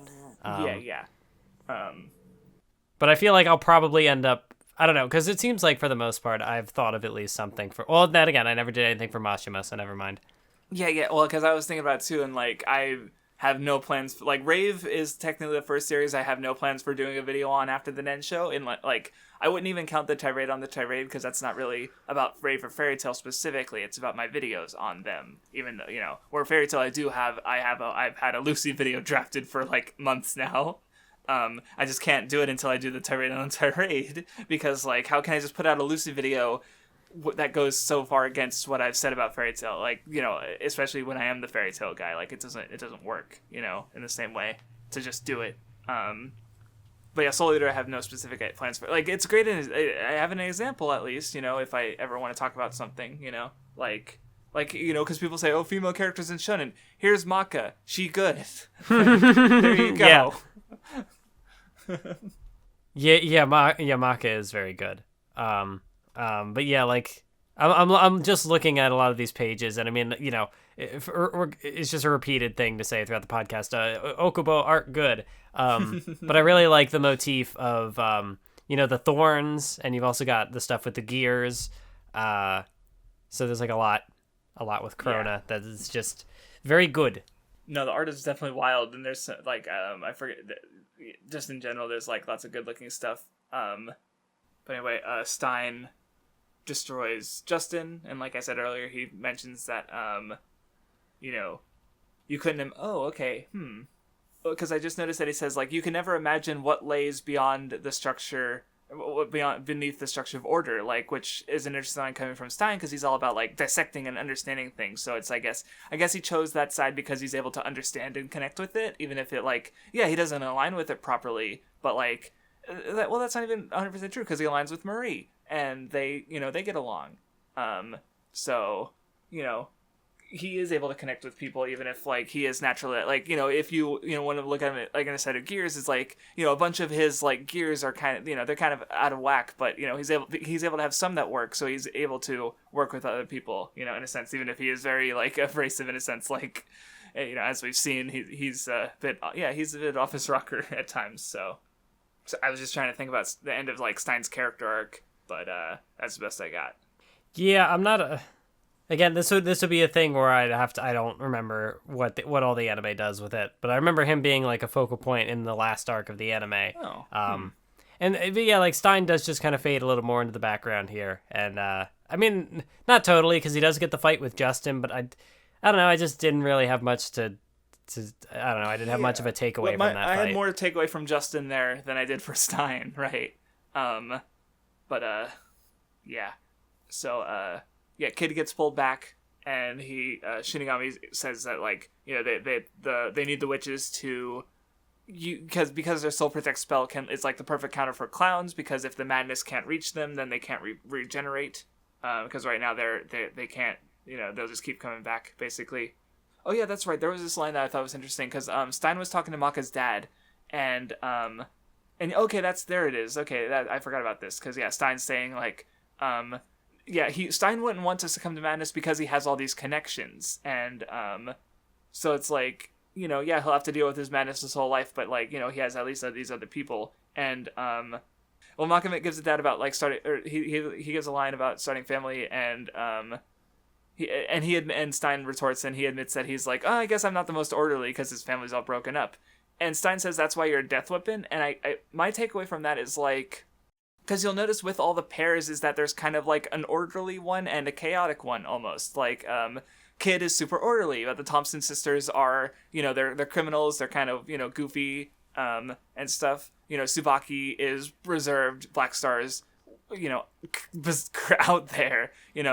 Soul's, kind of asshole, but Maka's pretty grounded. And then, so, I guess that's the intent, is that you have all these people who are like out there in some way and they're grounded in another sense. And maybe you could look at it the other way too, like Maka has her issues that Soul grounds her in a sense, maybe, but it's just a thought I had reading that page. But yeah, all the kids are meet up at the school. Tsubaki gives them all headbands so that they're still connected, and so that they can soul resonate even if they're apart, so to speak. That full page spread that they get, where it's like the four old outfits. It's good. Yeah. Oh, while that's happening, the witch is free, and so the other witches and stuff. Oh yeah, I like the gag where he's like, "I'm here to save you," and she's like, "Really?" And he's caught, and he's like, "Yep, we're gonna break out together." Yeah, I was gonna get you out. He's caught. So whoops. I will say I am at least happy that the frog lady finally gets her justice. She finally gets to not be somebody else's pawn. Because like she's always just getting, she's very much like a tool in this story. She's getting swapped around, like, oh, she's running errands for Medusa, and now she's working for DWMA. Right? Yeah, to look so that I can save Kid, and it's like, no, now she just gets to be free, and she gets to be free with free. I don't think that means anything. So anyway, I'm sorry, I just got to the part where like, in order to get to the witch world, Kim has to draw butt letters, and I'm like, why? Yeah, I don't know. Like it was definitely a moment where like I thought about like making a very like I had a very like Twitter thought where it's like Soul Eater, deep philosophical contemplations of nothingness and order and madness, and also Soul Eater. The witches open a portal with their by drawing letters in the air with their ass. Okay. It's very much like the duality of man. Storytelling, or in this case, ass, not boobs. So that's the difference between Mashima and Ohkubo. Mashima is the dichotomy between storytelling and boobs, and Ohkubo is the dichotomy between storytelling and ass. So you're saying that the last chapter was clearly just a Mashima ripoff because it's all about the madness of boobs. Oh, so God. Very clearly, Soul Eater subverts itself in the final chapter. But anyway, yeah, they go to Kid, and everyone goes to the realm of witches to try and negotiate. And yeah, I thought this was a good interaction. Like the gags with the characters being sentenced to death, like free. Well, you're immortal, so we'll just sentence you to like 1,000 executions or whatever. And like it's just assholes. But I like the way Kid kind of retorts, where he's like, well, we criminalized you because of the your aspect of destruction, but here we are in a court, so on some level you're able to like recognize order. So we should change these old dated rules. And he bows to them. And it's good. Yeah, I really like the page where, because he had said, like, I can cast off these chains, or, I can cast off these shackles whenever I want. And so, like, he breaks out of it, and then on the same page, he does the bow, and it's just like, oh, very good spacing of events, I guess. I don't know. Like, the fact that it's on the same page, it just, like, I don't know, it carries more weight with me. I don't know. Yeah. Well, and I guess I was also, because one thing I thought I just had, like, now, like, maybe a slight thing I would have personally preferred a little bit more, because like first there was the gag where Kid like breaks into the bathroom to while Kim is bathing, is like, and there's a dumb joke where he's like, which spots have you scrubbed yet? Let me help you so we can go move faster. Like he's just being really dense and stupid. But then like later that kind of comes into like where we shared a steamy moment, and like that comes in as like a thing of the closeness between like Dita May and the witches. God damn it! Sort of like I didn't even think about that. Like fuck. What I would have liked a little better is if they used Ox's payoff sort of as like, because there's these characters who are to get like actually like in a, so it's which would have like just a little bit because that was a huge moment for Kim, and so having that but to just have it be Kid instead, and just kind of a random right, which is like at least it was something, but it's like I would have preferred it to be that, I mean, like, yeah, like I guess it was supposed to be more between like a Shinigami and a witch, so maybe right, that's so what there's still something to offer it there, and like your reaction was funnier than the actual joke of you're just like, God damn it was meaningful. No, another fan service thing I can't hate that much. Like, no, I'm kidding. Well, no, because I remember seeing it the first time, and I was like, "Oh yeah, of course we gotta get it." Like, it was funny in that, like, it's such an Ohkubo thing to do. Like, of course we have to fit it in here. Like, there's time. So, like, in that sense, I don't know. Like, is it funny on a meta? Like, I guess I'd say the joke is just funny. Like, I'm trying to think if there's some sort of like post ironic. I can't think of the proper word. I don't know, because like it's. Like, the actual, I don't know. Like, it's where, like, I find it's, like, a joke at Ohkubo's expense, but it kind of, like, wraps around to being just funny for the sake of itself. I don't know. Like, it does just be a joke in the end, and it's what it be. No, I get what you mean. Trying to, like, find, like, what, do you enjoy something for real, or is it on some kind of ironic level? Like, I've had that feeling lately. Don't ask me about it's Red like, Man. it's a case where, like, the irony just wraps back around to being genuine. And it's like, I don't know. Like, I think I had said, when I made, like, my tweets with, like, the jokes, I got into a discussion with someone, and I had said, I guess if you tell the same kind of joke in enough different ways, eventually something's going to land. Yeah, that's true. But anyway, the leader of the witches, decides to give, Kid the chance. And so that even though they do have this long history of problems, Kid's able to like, they're gonna work together, and finally like make this major change to this like flawed system, which gets more payoff in a little bit, but we'll get there. Is this where we get the popularity poll? Oh, did I skip over that? I might have skipped ahead because I don't have everything in front of me. I'll just because there might not be much interesting. Oh no, there's a couple things before that. I'll let you know when I get there, but the adults kind of go further into the moon and find Ashura, and then Shinigami sort of talks about a bunch about like the history with witches, and it, like, because Excalibur was like the original sort of demon weapon in a sense, because like we saw with Hero, is like he functions exactly the same. It's just I guess Arachne's methods made them more accessible, but also by using witch souls, that sort of started this feud. And yeah, they talked about how, like, will the witches really be able to help? And Kid thinks they will. Like, Shinigami just places his faith in his son, and he even mentions he gets the headband and he puts it on just his left arm, and he's like he even says like, oh, don't you need two, or are you gonna put it on your forehead, or what are you gonna do? And he accepts the asymmetry for a moment, like he's still like, no, it's got to be neat and tidy, like he's still some things have to be perfect, but he's willing to accept some imperfection, because I guess he has to just clean off the headband to meet his standards. But can we delay the moon landing for like 4 hours? So he's still being dumb. But okay, now we're at the popularity poll though. So unless you had anything to add to that, then we can talk about the popularity poll. No, I mean, like, it was a good character moment. Yeah. But you kind of said it. And I was Death a Kid? Was he always at number 1? Yeah, I guess there was.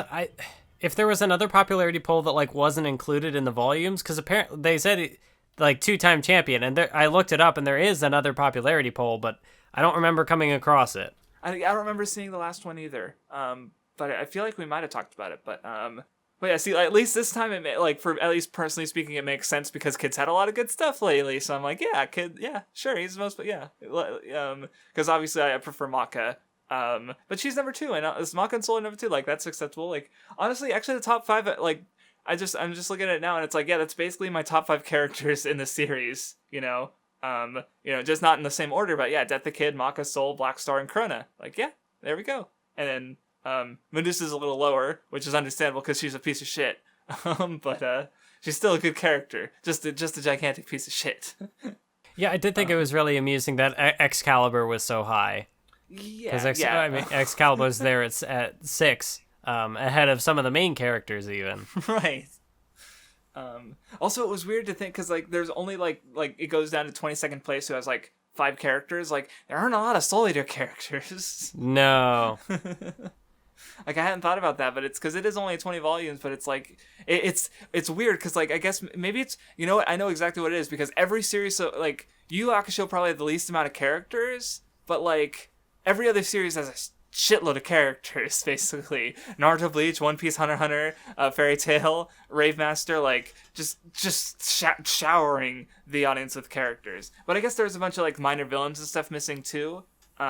So, like, that just didn't get any votes. Like, I don't see Mosquito, or, Yeah, you don't even see, like, Arachne, or... Yeah, I don't see Free. Kiriko. So, yeah. So that, yeah, there's actually quite a few characters missing, but it did remind me that like, yeah, I guess there's just like, yeah, I guess it's weird to think, but like, I don't know, maybe there just aren't that many voters either, because I know it's like Shonen Jump's a huge magazine, so they get a shitload of votes, of course. So maybe that's part of it too. I don't know how popular this magazine is compared to, because like. Yeah, because I know. Go on. Well, yeah, because I was gonna say like the only other one we had read that wasn't Jump was Weekly Shonen Magazine, which is like the other big shonen magazine. Yeah, like I was even pointing out during the Rave Master discussion that at the time that Rave Master was publishing, it was the most popular shonen magazine. The magazine was more popular than Weekly Shonen Jump, right?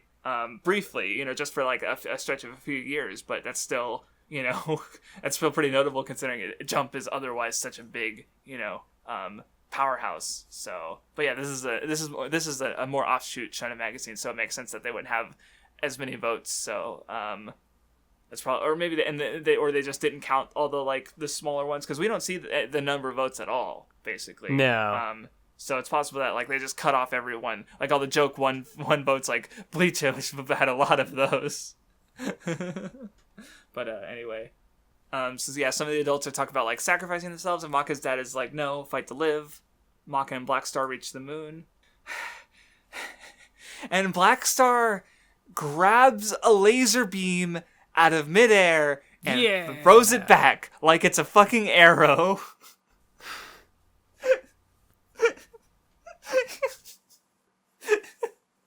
How is he even real? And he just drops to the surface of the moon. He's like, I'm a human being beyond understanding, and he's a mad lad. Okay, this moment was really fucking funny. Sorry, because I just remember it laughed. So Shinigami's talking about like, we don't know if the witches are come. We have to trust them. And then like a fucking like shooting projectile hits the castle. And and it's like those fucking witches. I knew those rotten bitches would attack. And it's like, no, it's just Excalibur. It's also really funny because you don't normally see Death get super like angry or serious. I'm not racist. Some of my students are witches. Oh no.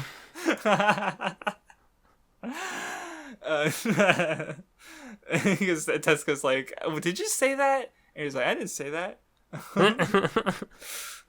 It's just really funny. And there's another good moment with Kid. Oh my god. Yeah, you looked at your panels, and so Azusa, I think, the glasses lady, she's questioning his decisions, and basically like kind of what Shinigami just represented is just the whole like their systemic disregard of witches, and they're like Azusa as this adult is like distrusting him, and like they even associate with like adultness or childishness, where it's like, and Kid's like, well, if being an adult means blindly crushing ideals, then, or what was it, I really liked the way he phrased it, where it was merely holding ideals means nothing. You have to make the effort to realize them. If being an adult means stamping out ideals because experience says they have no future, then you can keep calling me kid. And yeah, like the whole just holding ideals means nothing. You have to like actualize them. It's very it's good. Well, yeah, it's good shit. Good. Like I just realized it's good on two levels, because one, it gives meaning to his name. Like he's just had this name, and he's like, yeah, Death the Kid for 22, 23 volumes at this point. He's just like, yeah, keep calling me Kid, and I'm like, yes. Yeah, because before like Death the Kid, it might as well be like Death Junior. Like he's he is related. Like his status is like in relation to his father. Like he is Death's kid. But now he like claims that for himself. Yes, and he's like, yeah. Well, and also that like in doing that, because like his whole issue, like he sees his father as perfect, and on some level he wants to be perfect, but he also he can't be his father. But here he's saying, I'm Kid. I'm not Death. I'm Kid. Like he's accepting himself. Like it's so good. It's really good. And like it's not just like the wordplay, but it's like a good wordplay and a good character moment, and like there's a reason Kid shot up in my characters. Like, goddamn. So anyway, they charge to the moon, and I guess you get the sort of payoff, and like things look really bleak for a second there. Like the airship keeps hitting, and Kid's even like, wait, they're not coming. But he holds on to his faith in them, like, no, I believe in them, and then that's when they come, like when all looks bleak, he still held on to that sort of childish faith and idealism, and the witches come in to save the day only at that point, and it's cool. And now they're able to like teleport and soul protect to stop the clowns, and the counterattack starts. The two of the clowns fuse, and then they get killed, and I don't have much to take away from them, even though, because like the one lady clown is like the most consistent one throughout the whole conflict, but I'm like, I didn't take much from her. I just thought some of her dumb things she said were funny. And we're about getting to the last conflict, and there's the part where like Maka senses Krona and Ashura as Krona is going to Ashura, and like there's like two whole full page spreads with just like a bunch of eyes and a bunch of like weird smudgy, scratchy like. Yeah, the build up is. What is this? It's so like really striking visuals, and there's a lot of It's four. I forget if it's spreads in a row. Holy shit! Yeah, I was gonna say I forget if it was in that exact moment, but there's also like the pages where there's like the heartbeats, where it's just nothing but like the do-doom. Yeah, it's like there's you're right. There's 5 2-page spreads in a row because there's 2 heartbeats. And people complained about Kubo and the heart page. Oh man, I haven't even gotten to there in my reread, but see, now you remind me of Bleach. I'm like, yeah, Bleach is good because I'm rereading it and liking it even more. But that's Bleach is bad because no background. Soul Eater's bad because no anything. But yeah, like it's just the good pages because you see the heartbeats, the madness sort of represented through like the really scratchy, like smudgy. Yeah. What the fuck? And then ending with Ashura's like eyes, And you can even kind of see, like, looking at it now, like, you see his hair, and you can, like, it's like, yeah, because the hair, that's, the way it's striped is definitely reminiscent of, like, Kid, in a sense, I think. Yeah, that was a reveal that, like, when it happened, I'm like, oh, duh. Like, yeah, that makes sense. Right. Especially because, like, the anime doesn't get the chance to get that far. So, like, I have known of this character for at least, like, 5 years now. And, like, to finally have this new dynamic of, like, he's related to death, and that, like, he is Death's madness, and he is, related to Kid in that way. And it's like, spirit, whoa, right. And, like, the character design, like, of course. Wait, so did he have his, like, human design in the anime?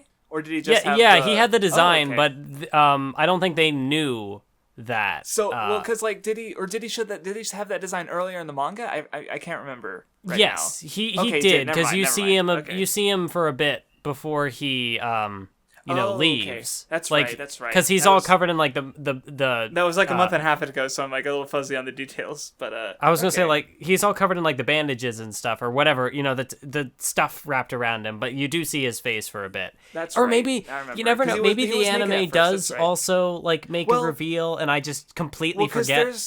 Like, obviously there's gonna be in contact with the manga. So, like, I've heard, like, instances like I remember with Gash Bell, apparently, like, the author got hurt his hand and took, like, a several-month hiatus, and so the anime had to have a premature ending, but there was, like, the main antagonist, or what would become the main antagonist in the anime, I don't know if they're the final antagonist of the manga, too, but, like, the author, I guess, informed them of what a certain attack he had was, and they used it in the anime, even though he hadn't drawn it yet, basically. Like, because they're in, so basically, it's like Ohkubo could have had this in mind, and given them the design, so that they could have used it if it wasn't in the manga, is what I'm saying. So I don't know, I don't remember back if they had that exact design in the manga, like, but that's something that could have happened if that's the case. So, there's precedent, is what I mean. But anyway, Ashura wakes up, and the madness immediately becomes affecting everyone who can't deal with it. Oh, that's right, Noah did do something. He tries to fight Ashura for a bit, but it doesn't work out. Oh, that's how Krona is able to slip in, I guess, because Ashura's just, dealing with Noah, and then Krona, like, is involved and is able to, like, douses Ashura, and they merge. But yeah, Free teleports a bunch of people back to safety and accidentally teleports Kid instead. Or along with them, basically. Yeah, I like the way it's handled, where Kid's just like, oh, even though we're still on the moon, like, everything's gotten really quiet. It's, like, so quiet, as quiet as like the moon is distant. Oh, wait. Yeah, it's funny. And then, which is, good for, like, letting Maka and, the other characters have their moment while Kid's gone, because, obviously Kid, when he gets back, he goes Sanzu, so it's, it works out well. Yeah, it's one of those cases where, I mean, like, I guess Kid could have been around, but, like, he doesn't have much of a connection to Krona. Like, at least Black Star has had, like, a couple moments. But really it's a Maka thing. Right. So, and, he's definitely, like, doing things for, convenience, but, like, it makes it better because of that. So, Yeah. Because, like, otherwise Kids, Black Star, had some connection with Krona, and, it's fine. It wasn't one of those moments where I'm like, oh, I see what you're doing here. Let's just get through it. It was like, oh, okay, I see what you're doing here. I like this. Yeah, and also like how Maka, I just noticed this line, and she's like, we have no reason to be afraid of Krona. Like, even though Krona's, like, cutting off everything, Maka is still going to be friends. And then, that's right. That was interesting, because Krona enforces the de-resonance of the souls. So, like, Black Star and Maka aren't able to wield Soul and Tsubaki properly, basically making Krona's ideal world, where everyone's like Krona, all the gears are out of sync. No one can fit together. But Maka's dad is able to work with Maka, though, and which, enables them to fight for a bit, but also that kind of, they're like, yeah, family bonds, and that's like, you said the wrong thing.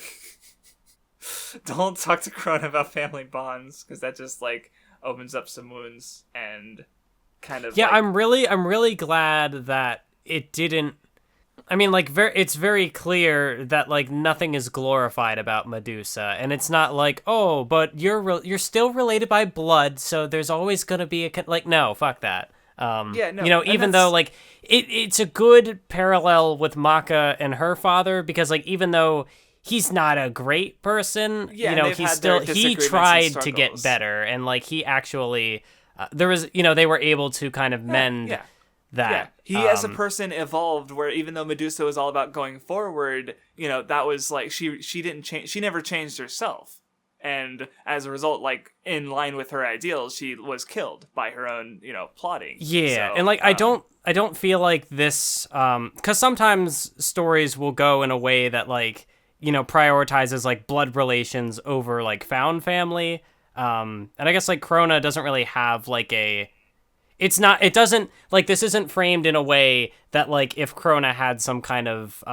you know, like, found, like, any kind of connection to Maka, that's not, like, undercut for the sake of, oh, but because they're actually blood related, like Maka and they her touch father. on it, but it's not, like, at the end of the day, like, Maka and her father isn't, like, their strongest relationship, like... and then, because as we see with Krona and Ashura, is that like they are these characters with these, you know, I mean, they're not like literally like soul resonating with them, but it's like they're people who didn't, you know, really work out because of like bad blood relations. So it's not just being like blood relation good, you know. Medusa loved, you know, she, you know, they don't pull that. They just, you know, they bring it up, but ultimately it's like it's not the only kind of bond. It's just a kind of bond, and it's like like the only reason it really works with Maka and her dad in this specific instance is because like it's a permanent bond that you can't really undo. In a sense, like the closest you can do is like kill, you know, in Krona's case, killing Medusa and removing the person that you would have a bond with, and that's like it. It's not like a stronger bond; it's just a more stable bond because it is based on this kind of objective, like blood DNA, you know, family relationship. That like, you know, even a found family, yeah, they're not blood family. That's like, but you know, it's a different kind of bond, though, you know. So it's like, right? It's not like making a hierarchy of like which bonds are stronger. It's just like, bringing up, it is a connection that people have, you know, even if it's just blood, and you know, and obviously Maka and her dad have more than that too. So, I guess, you know, it is kind of in the sense that like just as, I guess it's kind of more of a kind of like a light and dark sort of view of this. Like if a family bond cannot be severed, you know, that's a positive thing for Maka and her dad, but it's like a negative thing for Krona, because like even though Krona killed Medusa, like that specter of Medusa still haunts them. Mm-hmm. Which is not to say that like it's you know, just like it's like not, like it said, it doesn't justify Medusa in any way. It just, you know, like obviously there's I don't know. The story is very good about not doing like like what's positive about Medusa really. Like I can't think of anything.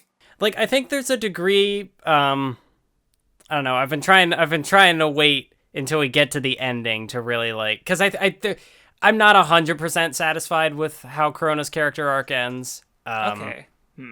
But like for the, I'll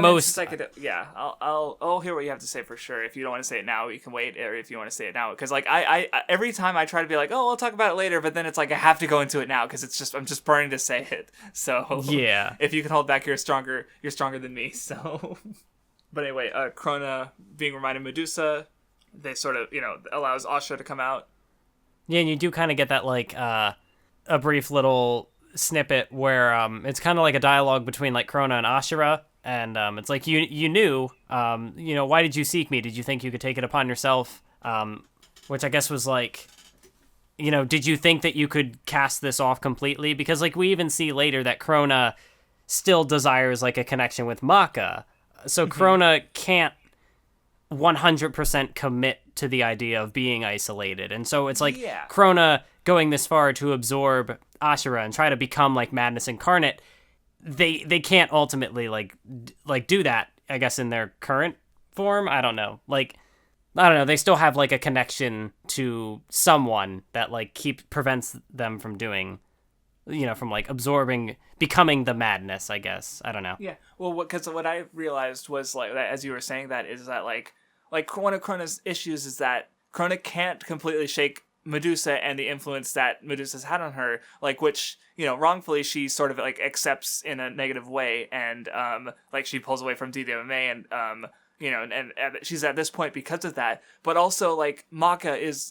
also this connection that she's made, and Krona can't completely get rid of Maka either. Like, you know, any bond you make that's meaningful, like, you're like, yeah, like Krona forgot. I'm trying to think of like another example from like another series that does the whole like, oh, I thought I committed 100% to this thing. I guess like Obito maybe.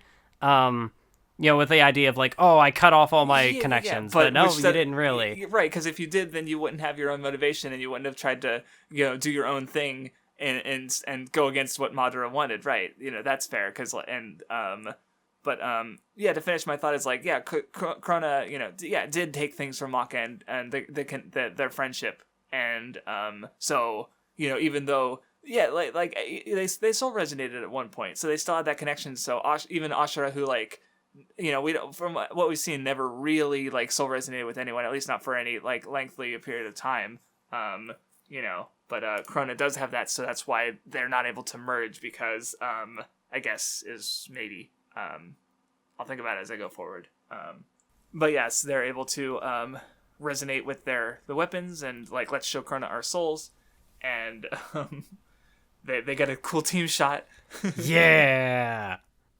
Yeah, I will say that like the amount of screen caps I had, like more than doubled just from this reading alone. Like, there was a lot of whether it was just like really good art or you know, things that I wanted to like keep tabs of. Yeah, there was a lot of one I'm noticing is like Black Star uses Masamune Infinity, where he's sort of taking from Mifune, and that, like, he's using his sword style. Oh, I didn't even think about that. Yeah, he's like, I got the Masamune thing, but like Infinity as Right, so, you know, he's taking from his, you know, connection that they had during their fight, the one that, you know, they couldn't truly meet, but, you know, he grew from that, and now he's, you know, like, he's even saying, like, oh, this ain't the old me, and so he's using that growth in his sword style as he, like, basically, yeah, everything, like, zeroth form, Masamune, Infinity, like, it's like almost like a coalescence of all of the ways he's grown up to this point, you can say. And maybe it's a because it's the zeroth form, but it's infinity, so it's like the perfect balance of nothing and everything. Whoa! Ooh! Oh shit! That's good. Oh, okay. So I'm looking at there's like a 2-page spread where like you see the contrast between Kid and Ashura, but like, because I didn't realize that like the stripes on Ashura's thing are supposed to be eyes. That's probably what I should have seen first. But like. Yeah, like, but there's just this spread that really highlights the white parts of the eyes, so the eye stripes on his like strands of hair, and then Kid's Sanzu lines, because those are both like the I guess maybe with Ashura it's also like really broken up because you know, Ashura wasn't given that much from Shinigami relative to Kid. Like, Kid was just a normal person, where Ashura is just like the fear of like a cutoff, you know, so he's not quite complete in the same way, so his lines don't connect at all, basically. Like, they're not even lines, they're just like the whites of eye looking things on his strands of hair, you know. It's all just kind of like, it's more scattered, where Kids is more orderly, you know, is what I'm trying to say, I guess. But yeah, last volume. But yeah, like, I think Shinigami even says something about like, yeah, how he has no right to speak ill of Medusa, and you know, because like, yeah, Ashura, which is I pretty clearly meant to contrast Ashura with Krona, I suppose, in that sense, where they're both like, I guess they're able to connect it to each other because they're both, you know, people who were like, quote unquote, made by their parents and also cast out by them. Like, what we're introduced to Ashura, who's like sealed away under DDMA by his own father.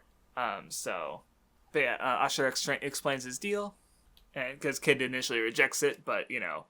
Because that's kind of, I guess that's kind of his, like, Ashura is, like, I guess the witches are his failure as, like, the instructor of DWMA, where, like, Ashura is his failing as a father, and so it's, like, another thing, like, because, again, Kid saw him as perfect, but now he's, you know, very clear that he's not perfect, you know, so. Oh, but that's, yeah, Ashura keeps, like, dismissing humanity, where, you know, like we said earlier, is he's, you know, he's Shinigami, he's going to be above God, or he's going to be a god above humans, but, like, you know, Kid has become stronger by like connecting with and, you know, Krona growing with humans, where and Black Star, he like Ashura recognizes, but he's a human who's just like got this insane power that like you said, he's transcended God, but he's still human at the end of the day. He's just better than gods, which again goes against Ashura's ideal. Yeah, I really like the page where he says, "Who the hell decided that human beings are weaker than gods?" And it's just, yeah. That's so shonen. I love it. And of course, then there's the part where Ashura fires a laser, and Black Star eats it and spits it back out. Yes. And they're like, "Are you?" Ashura's like, okay, that's fucking horrifying. Like, what I also really liked, and I'm actually really surprised because for how little screen time Ashura got up to this point, I'm very surprised with how much a lot of this paid off satisfyingly. Because when he has the little dialogue with Black Star where Black Star mentions him being fear incarnate, and so why doesn't he even try to understand the fear of others? And he's like, well, that's what a god does. Why would I attempt to understand the misery of humanity? But then Black Star, when he got his power up, he's bearing the regrets of those who were crushed in the pursuit of ultimate strength. So so he got stronger by connecting to everyone, basically, tons of people. Where Ashura refuses to connect to anyone because he's a god, basically. And it's the thing where later he Ashura says that you are worthy of being recognized as a warrior god or something to that effect, and Black Star's like, no, I'm a human, and I guess you could I don't know, I just think it works really well because Ashura's you are worthy of being considered a god, but yet when Ashura says this is what a god does, and Black Star's like, no, that's not how that should work. It's just a really good contrast. No, yeah, well, and what I just thought of while you were talking was how Ashura and Krona are kind of trying to use each other. They're not, they're which is because they're trading who is in control of the body. They're one form, but they swap forms. So it's they're there's no connection at all. Basically, they're just completely trying to use the other as a weapon in a sense, or as a tool in a sense. Which is also kind of especially with Krona, Krona's used to that with Medusa. So. But then, Maka, as the humanist human, you could say, is sort of pretty, out of her depth, but she still refuses to give in to fear. And, she has Soul with her, and, she gets her cool dress and her scythe. Yeah, see, I feel Soul Eater is one of, maybe the first I can't think of many other examples throughout the podcast where... I can't think of many other examples throughout the podcast where just a costume change was super hype, and I was like, yeah. Yeah, I skipped ahead for that because I just had to say because I'm skipping because there's the part where she gets impaled, or let me skip through real quick because they fight for a bit. Kid accepts that he's going to be the next death god, and he's finally accepted as even though he's imperfect, he's still going to try and succeed his father and evolve past him, and that connects his third Sanzu line.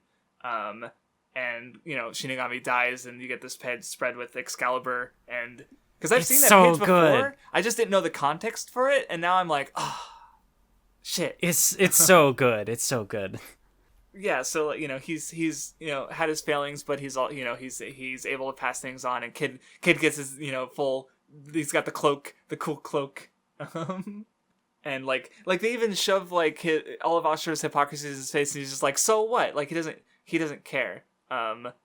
Yeah, I like the reveal. Because Kid says that I feel this intense madness of order, an intense madness so strong it could eclipse all human emotions. So it reveals that Death had this power that could rival the Kishin, but he trusted that humanity wouldn't succumb even in the face of this overwhelming madness. And so that is still Kid continues to carry that. He continues to carry that torch. Also, I'm noticing something else. So if you look at Kid's Sanzu lines that are floating off of his head, they got a lot of jaggy parts coming out of them. They're not symmetrical at all. So because I was even thinking when the lines become complete, they become more symmetrical. But even when they are complete, they're not symmetrical at all. But that's fine. It doesn't matter to him anymore. in the same way, like, at least. And so it doesn't become a detriment to him. It's just something he's accepted, and in his, like, most powerful form, basically. But yeah, Ashura keeps calling humans scum, and Black Star's like, I'm human, even though you recognize me. Like, and Kid's like, well, I'm in the form of a human. And then Ashura ends up impaling Maka, which is really impactful. Like, God, the art. But yeah, and then like the reveal of the madness. It's the smile. It's such that callback almost. And especially because like Maka versus Krona is like one of my favorite fights of the series. So like to have the callback to that, it's just like, oh, the emotions. Right, and then we get the flashback to Soul first playing the piano, and then they're going into the Black Blood. They're connecting to Krona while still like retaining their sanity by through their connection and stuff. And God, it's such a cool costume with the the big old piano. Well, because like what's cool about the piano scythe is that like before we had Soul linking his Eater and Evans, or I think it was Evans. Ethan or no, it's Evans. Okay, it is Evans, sure. But now he's like connecting that to Maka, like he's opening up and connecting to another person about it in a sense. Like he's not. And so the music becomes the weapon, and it's right, and not his weapon, but Maka's weapon. In their connection, basically. Oh yeah, because it's a thing where Maka had said that she never really understood music, and so she couldn't really connect. But now she's like participating in the playing of the music, and it's that's right. And yeah, there's a part where like Black Star gets hit and Maka's blaming herself, but Black Star is like, I'll be fine. And then there's a fucking exchange where Tsubaki's like, your spine, and he's like, if my spine gets ripped out, I'll stay upright with my muscle alone. And at this point, I wouldn't put that past him, because what is he anymore? Like, he's broken his limiter, basically. And you got the Killick helps out from the ground sniping. When all the people get when they get involved and they help out, it's doing the Shounen thing, the power of friendship thing. But it's never underestimate the power of friendship. Musica, your words resonate, soul resonate through this other author. Because Stein's like the scale of it. Like I was just like, the scale of this is insane. Because Stein's throwing fucking lightning bolts with Marie through the fucking to the moon too. Like, God.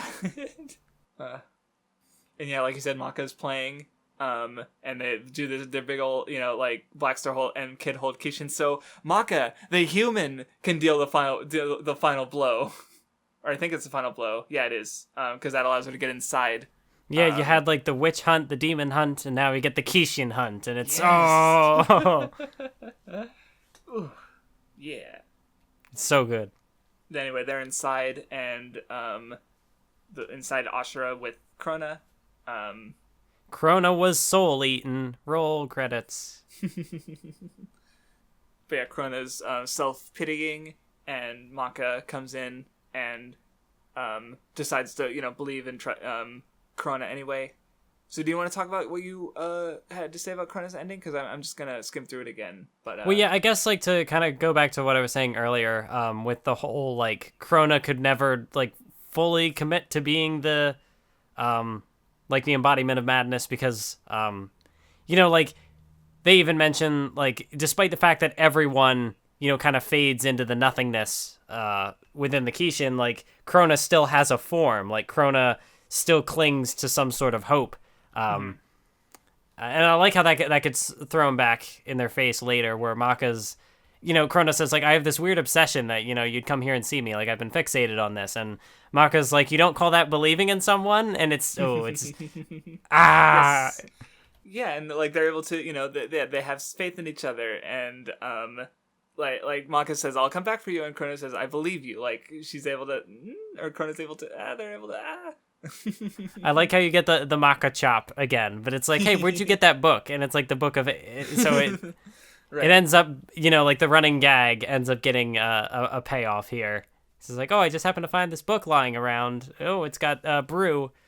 Yep, and they're able to soul resonate their courage, their will to fight this madness and fear, and they beat him.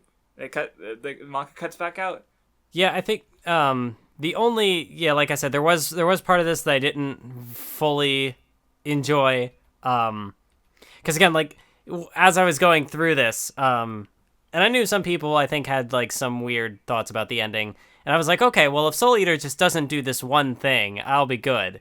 And I guess they technically didn't kill Krona, but yeah, I don't know. Like I'm not. Gotcha. Yeah, Krona's like, kind of just like it's not that I dislike how things played out, but it would have been like I would have just appreciated it a lot more because like, you know, the whole thing with like Krona's abuse, and clearly like they still are like dealing with the trauma that Medusa has left them with. I think I see where you're going with this. And so like it does kind of get this sort of tragic spin to it, which I guess is, you know, it's fine. But I would have like really, I don't know, it would have really won me over if like the character, not even saying that like, oh, because like all the build up to this point in the story is that like Krona, you know, no matter what they do, they will still have the specter of Medusa haunting them. So like no matter what, Krona will still, you know, people are still going to have to work with Krona. But like I would have liked to have it end in a way that like, not even necessarily that like Krona, you know, like Krona can just sort of be like a normal person in society to an extent. Like, what's the specific way I wanted to phrase this? There's definitely here. Like I understand. Let me frame it real quick. So, like, because I guess maybe what the issue might be is that Krona is a person who never fit in with the world. Like, you know, as a cog, they were like incongruent, and at the end of the story, Krona's not in with the world, even though like at least the world is more fit to Krona in a sense, like we'll talk about in a moment, but like Krona's not there, and so in a way Krona's still like distant, and like Ashura rejects humanity, rejects everything, so it makes sense for Ashura to be sealed away, you know. Yes. But Krona being also stuck there, kind of like that is sad on some level for Krona, even though it's there's this like we'll come back for you, and we don't see that. Like maybe part of it is also like there's a redemption, like Sasuke. People are still mad about Sasuke not getting punished enough when he was exiled for the village for killing like a couple samurai and trying to kill a bunch of other people that he didn't actually kill. Where Krona killed an entire city, like massacred a city of innocents. And, you know, so maybe, like, by putting Krona out of the story in this way, he kind of doesn't, Ohkubo doesn't have to address that, which would take up more page time, and, like is Krona going to jail for a bit? Is this considered, like, stuff like that. It's, like, there's a lot of, like, stuff to address. Yeah, no, like, I'm definitely not saying that it's, like, bad writing, unsatisfying conclusion. Yeah. No, it's it's like that was just a thing I thought of as like maybe that's why he didn't in this sense, because like I did like the way that you phrased it about, you know, like they could never fully fit into the world, and so they still kind of exist outside it. Like I do kind of I get that, and I kind of appreciate that in some extent. I mean, I even saying that I would hope for something happier, like Krona.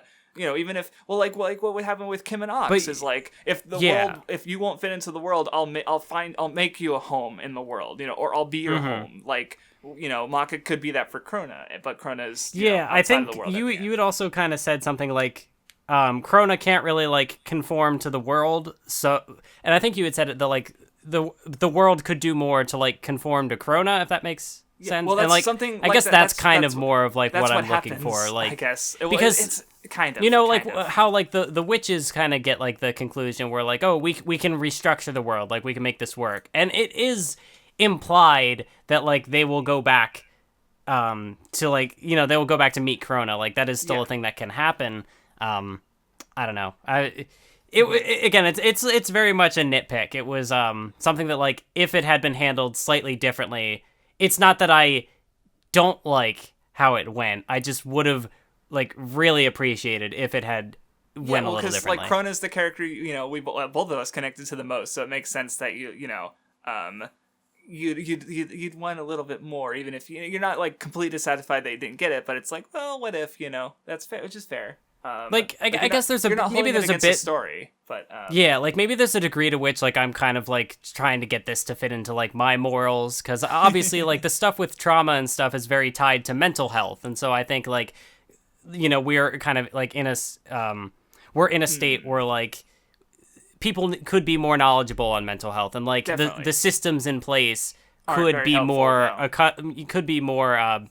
what's the word? They could be more accommodating. And so, like, I kind of see that with Krona as kind of still existing outside of the, like, I feel like I guess that's kind of like what I want to see in the story is like, here are the systems that are currently in place and they're trying to be more accommodating to a person like Krona. But again, maybe I'm moralizing a bit too much there. Like I said, I don't think it's a bad way that it ends. It's personal preference, I guess. Mm-hmm. Yeah, no, that's fair. We're almost done. So moving on, because I didn't have anything to add. Except that's my big rant out of the way. No, it's fine. That's fine. But yeah, they're back on Earth. Kid comes to terms with his father dying, and Excalibur keeps fucking talking over his like speech. Yeah, it's you fucking piece of shit. Let the man grieve. Anyway, so then going back to like what I said about Cronus, so like I don't mind the idea of like basically like they talk about the whole world becoming in love with boobs because. And I think that they mentioned that it has to do with like Krona's like issue with that's what Kid speculates that it has to do with like Krona never having received motherly love from Medusa, so Krona sought breasts, which and now has affect everyone on the moon basically like everyone's kind of connected with Krona a bit, and like it's even I think there's even like they talk about how the increase of boob men over butt men. So like I don't mind the idea of like even though Krona couldn't fit in the world, now like the world is a bit more attuned to Krona in a sense. I just wish it had been with a character trait that had been established before this point. I didn't even consider that it was like there was a thematic thing here. Like the only thing like the most I got out of it was like there was the. There was the thing with Soul and Maka and Blair, and like how at the start of the manga I had complained about like, oh well, why is Maka beating up on Soul because he's not really the one responsible here, but it was kind of tied to her like hang-ups with her father about like her father was a womanizer, so she would assume that like Soul would be the same way, but it gets flipped on its head here, and so that's a bit of like I see what it's going for, that like Maka is more involved in what's going on as opposed to just rejecting things outright. It's kind of like it's definitely a different way of handling it. That's like I guess, but I hadn't considered that there was more, that it's like it's supposed to be like a Ohkubo is so fucking galaxy brain with this stuff. If you think this is galaxy brain, read Sword no Toshimono and Plunderer and see and be that'll open the third eye. Like no, this is good though. This is like it's because like because people have definitely heard, don't like the last chapter I've heard, and like, but in general, like I've noticed a lot of Western fan bases don't like the sexual stuff. And like speaking as me, who kind of like doesn't mind it, and you who leans to disliking it, we very much get that. And this is like that, but there's meaningful things there too. So it's like and you've even said that like that's gonna make you most likely to accept it is when there's a purpose to it, And in this case, like I didn't consider the whole line about Krona and stuff. Like I thought it was just a joke, and that's all I took it for. I didn't consider that there was more of a meaning to it. Or because like how I framed it with like the world versus Krona, which has been their whole like conflict basically. But like there's other things like you were saying about Maka because she's more accepting of it. Then it definitely it makes me think of like the way Nisio scene will characterize people through sexuality and monogatari, which like it's a thing where it's like it doesn't always click. A lot of the times it might even be like a little problematic. I don't, but like there's like a purpose to it, that, like it's used for a reason. And so like it's just how people come up with this stuff is fascinating in its own way. Like this is how they think to tie this all together. Couldn't be me. Right, like this is how he ends this manga that went on for like what, like 10 years, like like, it was at least 10 years. Boob jokes. Right. Though another thing I noticed is that like a lot of the series focus like obviously not the entire series, like Killick and Kid use 2 weapons, but most of the characters use like they're a pair. But every single main character we see in the sequence with like Maka's with Soul and Blair, Black Star's with Tsubaki and Angela. So if I just thought about Kid still with the Thompsons, but I thought about like, okay, if you want to talk about the evolution ideas, maybe like understanding between more people would be more common with these three combinations of, like, because, like, which you could also actually come to think of it, kid's always been an evolution on from Shinigami in that regard, because Shinigami only used one weapon and kids always used two, so I just saw that as like an advancement, sort of like, yeah. Holy crap. There's a lot, yeah. So basically what you were saying is, I was going to say, what you're saying is that... Yay! Polygamy! I don't know. That is kind of interesting, though. Like, huh. Well, yeah, polygamy is really uncommon. Like, almost no, like, major cultures do it, so it's like... And but so also, it's kind of just a natural, like, huh, Like, yeah, because, like, thinking about that, like, that's another thing you could read into this ending, which is like, and again, like, it all flew over my head. Like, I'm just like, oh, it's just like a jokey end thing. It's ending on a joke. That I have to think about this a lot. Like, clearly, there's a lot that I need to process about this final chapter. Because, like, yeah, there's some loose ends, like we talked about, but Ohkubo, I definitely feel like improved as both an artist and as a storyteller as he went on, because he ties a lot of this up together really well. And like I said, my friends who were on who were on the Fire Force discussion, they are honestly, like, depending on how it ends, it might just be one of their favorite manga of all time. Like, they're really liking how it's going so far. And by this ending, I could see like why they might be inclined to think that it could be even better, because, like, this last arc was the best arc of Soul Eater. Like, a lot of it was on point, and like I said, so I don't know. Yeah, it's just really solid, and yeah, it ends with Soul plays the song. He's, fully accepted his identity. Everyone's there celebrating. Oh yeah, that's what I thought about is that's right, because, like, when we see the bit for Maka's new, like, Krona-like affinity for breasts, when she, like, hugs Marie and she's like, boobs. I mean, you also have two soul wavelengths. I guess that was one thing I thought about when, like, if you wanted to establish this thing about Krona and breasts earlier, is, like, she has interacted with Marie and DWMA which has Tsubaki and the Thompsons, like, Blair, like, there's other characters with boobs, and maybe there was some stuff that I missed, but I just would have been. It's also like, it's not a thing you would think to look for in the earlier chapters. It. Like, maybe there's just, like, one panel where Krona's just like Krona's eye is looking at the boobs of another character, and it's just, like, really subtle. Like, that's. Yeah, that could have been the case. I'd have to go back and look through it, because if that's the case, then Ohkubo's galaxy brain. Yeah. Ohkubo was just super subtle about it, and because shonen are typically very in your face about their themes, for Ohkubo to be subtle, it's ooh. I mean, like, not obviously if there was anything, like, he's calling attention to it here at the end, so it's still so it's like, because it's appealing to younger readers and stuff, and it's not, some people will decry the opposite of subtlety, which I'm not thinking of the word directness. If a story's not subtle, it's not deep, it's not complex, it's not interesting. And that, like, I just wanted to, like, because I definitely think people overvalue symbolism and subtlety, because, like, those are a good stories have those things, but, like, shonen is intended for younger audiences, and they're supposed to be introduce you to these concepts, so it's like, by calling attention to them after doing them, but, like Bleach gets a lot of bad rep for not having good writing, but it's actually one of the most well-written shonen I've read, and the symbolism is insane. Like, the man uses so many symbols. I'm like, is this real? Like, I need to give Bleach a lot more attention, because I've only started my reread. I'm like 200 chapters in, so I still got ways to go. But it's like, so on one hand, I want to value these things, but on the other hand, people overrate them. So it's like, they're like, I don't know.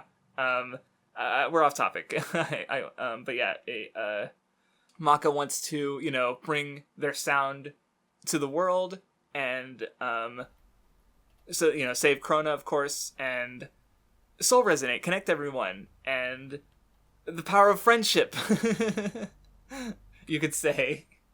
And that's it. That's the end of Soul Eater. We're not done yet, though. Okay, so I guess before we get on to the arc rankings and stuff, final thoughts? Like ratings and stuff? A random aside I thought of, because, like, as the story was going, like, very early on, I think I'd made a tweet, something along the lines of, Stein is an aromantic bisexual icon. And, like, part of it is because I had this, like, jokey ship between him and Maka's dad. Yeah. Because, like, it was tied into like the weapon things and like, oh, he in the fight against Krona, like they work together. But now with like the whole polygamy thing, it's like, ooh, it's my ship isn't rejected. No. Anyways, that's irrelevant. That's no, I like it. So anyway, I guess final thoughts. I'll give mine first. So I like honestly after that last discussion, I'm like, yeah, Soul Eater. But at the end of the day, I think I have to give it a decent or strong 7 because like there were a fair amount of parts of it where I was just like, yeah, this is happening, where it's just like it's fine. But the parts that are good are really good. So like especially the ending, like holy shit, like just going over it again, discussing it, like I noticed more than I did reading it. Like goddamn, the ending's great. So what about you? What would you give it? See, now I'm not sure because like I don't know how much of my judgment of things now are based in like the recency bias of just having finished it and the later material being as good as wrapping it was, things up because it was so really well. Good. Yeah, so like I had originally, so when I watched the anime back in like 2015, I gave it like a 5 out of 10. Like I thought it was with the way things had ended, which I don't even remember how the ending for that goes, so I'll have to revisit it definitely. But like it definitely had like a distinct aesthetic, but I was more nitpicky about certain things, I guess. It just didn't really resonate. Right, you mentioned some of your earlier nitpicks that were now you're like, it's fine, it doesn't matter, right? Yeah, because now even like the sexuality stuff or, just some of the more crude jokes like ended up having a payoff, even if it doesn't make like the earlier jokes any funnier. Right, even if they're not funny, you're still able to like, well, at least to add something to the story, which... Yeah. Right.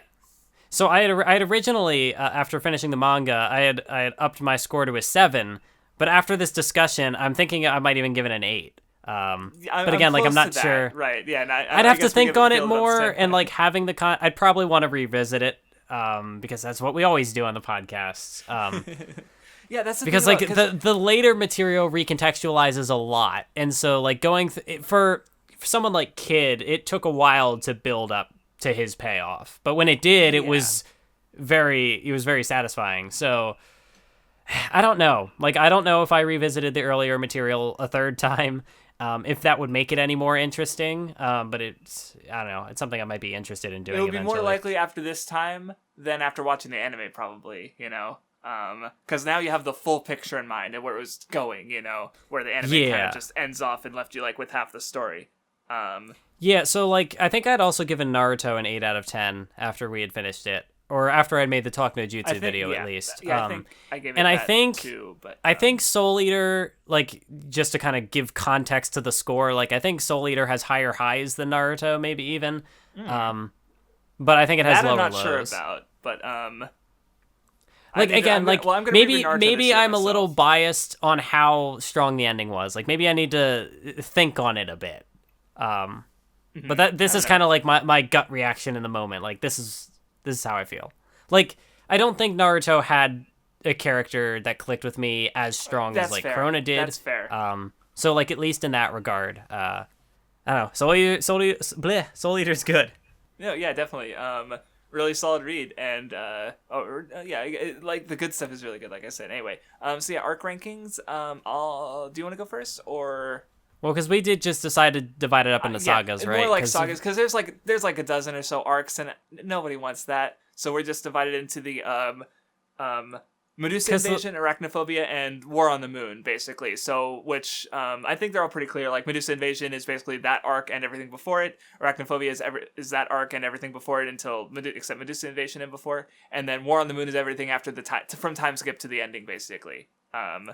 So I would say probably my least favorite arc is probably honestly Arachnophobia. Is like it had some good stuff. We have the same arc rankings. Okay, we don't even It had good stuff, but it also had probably some of the more boring parts for me. Where the first arc, the Medusa Invasion had like Maka versus Krona, so it's got like even though it's got some of the iffier stuff, it's also got some it builds into those highs. Actually, you know what? Yeah. I just realized you could almost say that like the arc ranking is also like Krona good moments ranking. Like, when do the good Krona moments happen? That's and the best Arachnophobia doesn't have Krona really, so yeah. Right.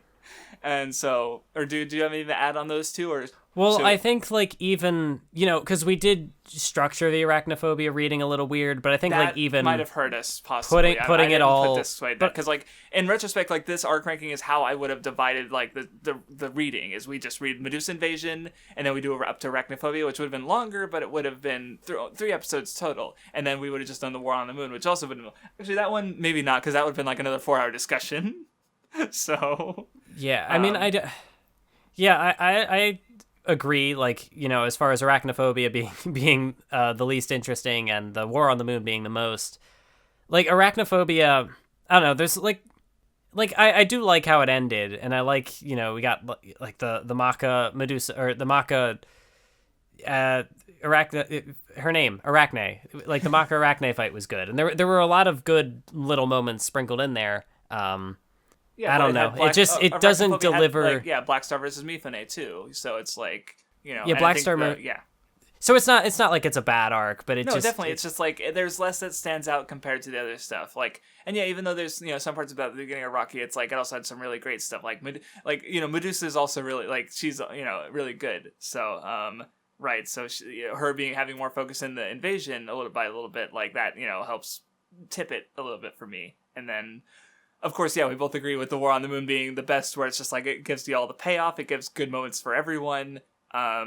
It's just, we just discussed it for 3 hours and had it was really fun and good. So do you want to do characters first or fights? We should do characters because I don't have my fights listed. So I know we both have the first. We'll start from 5 and go up, but or actually, I guess I should number mine, huh? Well, I'll give a quick honorary mention to Medusa because I don't think she's quite in my top 5, but she's as we said earlier, she's terrible but great. I feel like our top 6 are the same, like maybe not in the same order, but there's going to be the same characters. That's why I want to do, like, try and go up from 5. I just need to think about it real quick. Yeah, because like for me, I'd probably give an honorary mention to Soul because like he's good. It's just that I think, the characters who actually make my top 5 ended up just kind of inching him out. So, all right, so then my 5th would probably, or I'm guessing your 5th is Medusa, or? My 5th is it's Kid. Like he's good. But I have Medusa above him. I'd probably give Soul is my number 5. With Kid being number 4, I think. Then my number 3 would probably, or wait, did you give your number 4? Yeah, my number 4 would be Medusa. Yeah, that's fair, because... you love to hate her, I guess, exactly. Is like the best way to sum up her character. Yeah, she's terrible, but she's really good, too.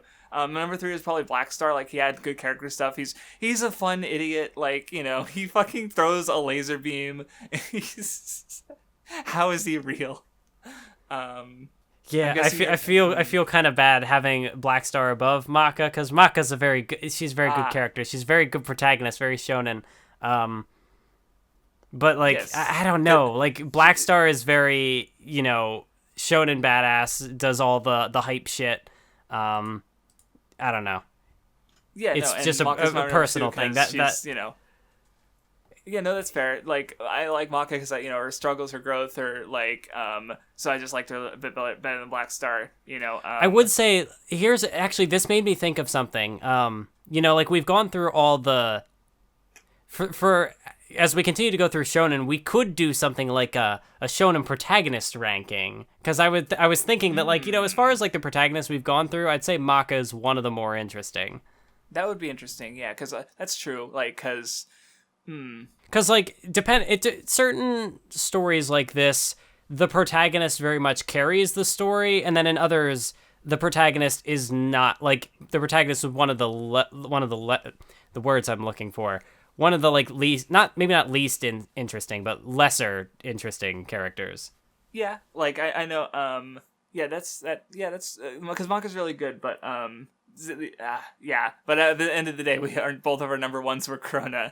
Who just, like, the Krona moments hit the hardest, and, like, you have more to say, I'm sure, but if you want to go in. I mean, is there anything I can really say that I haven't said already? True. Right. Like, I'm sure Corona, there are other characters who explore the general sort of subject matter that Corona's character explores, and maybe in ways that would appeal to me more, because when you do take a subject matter like this and it's framed through an action story, like, there are certain subjects that, I'm not saying it's bad that it's framed through an action story. It's just, certain things are going to be handled differently. Yeah.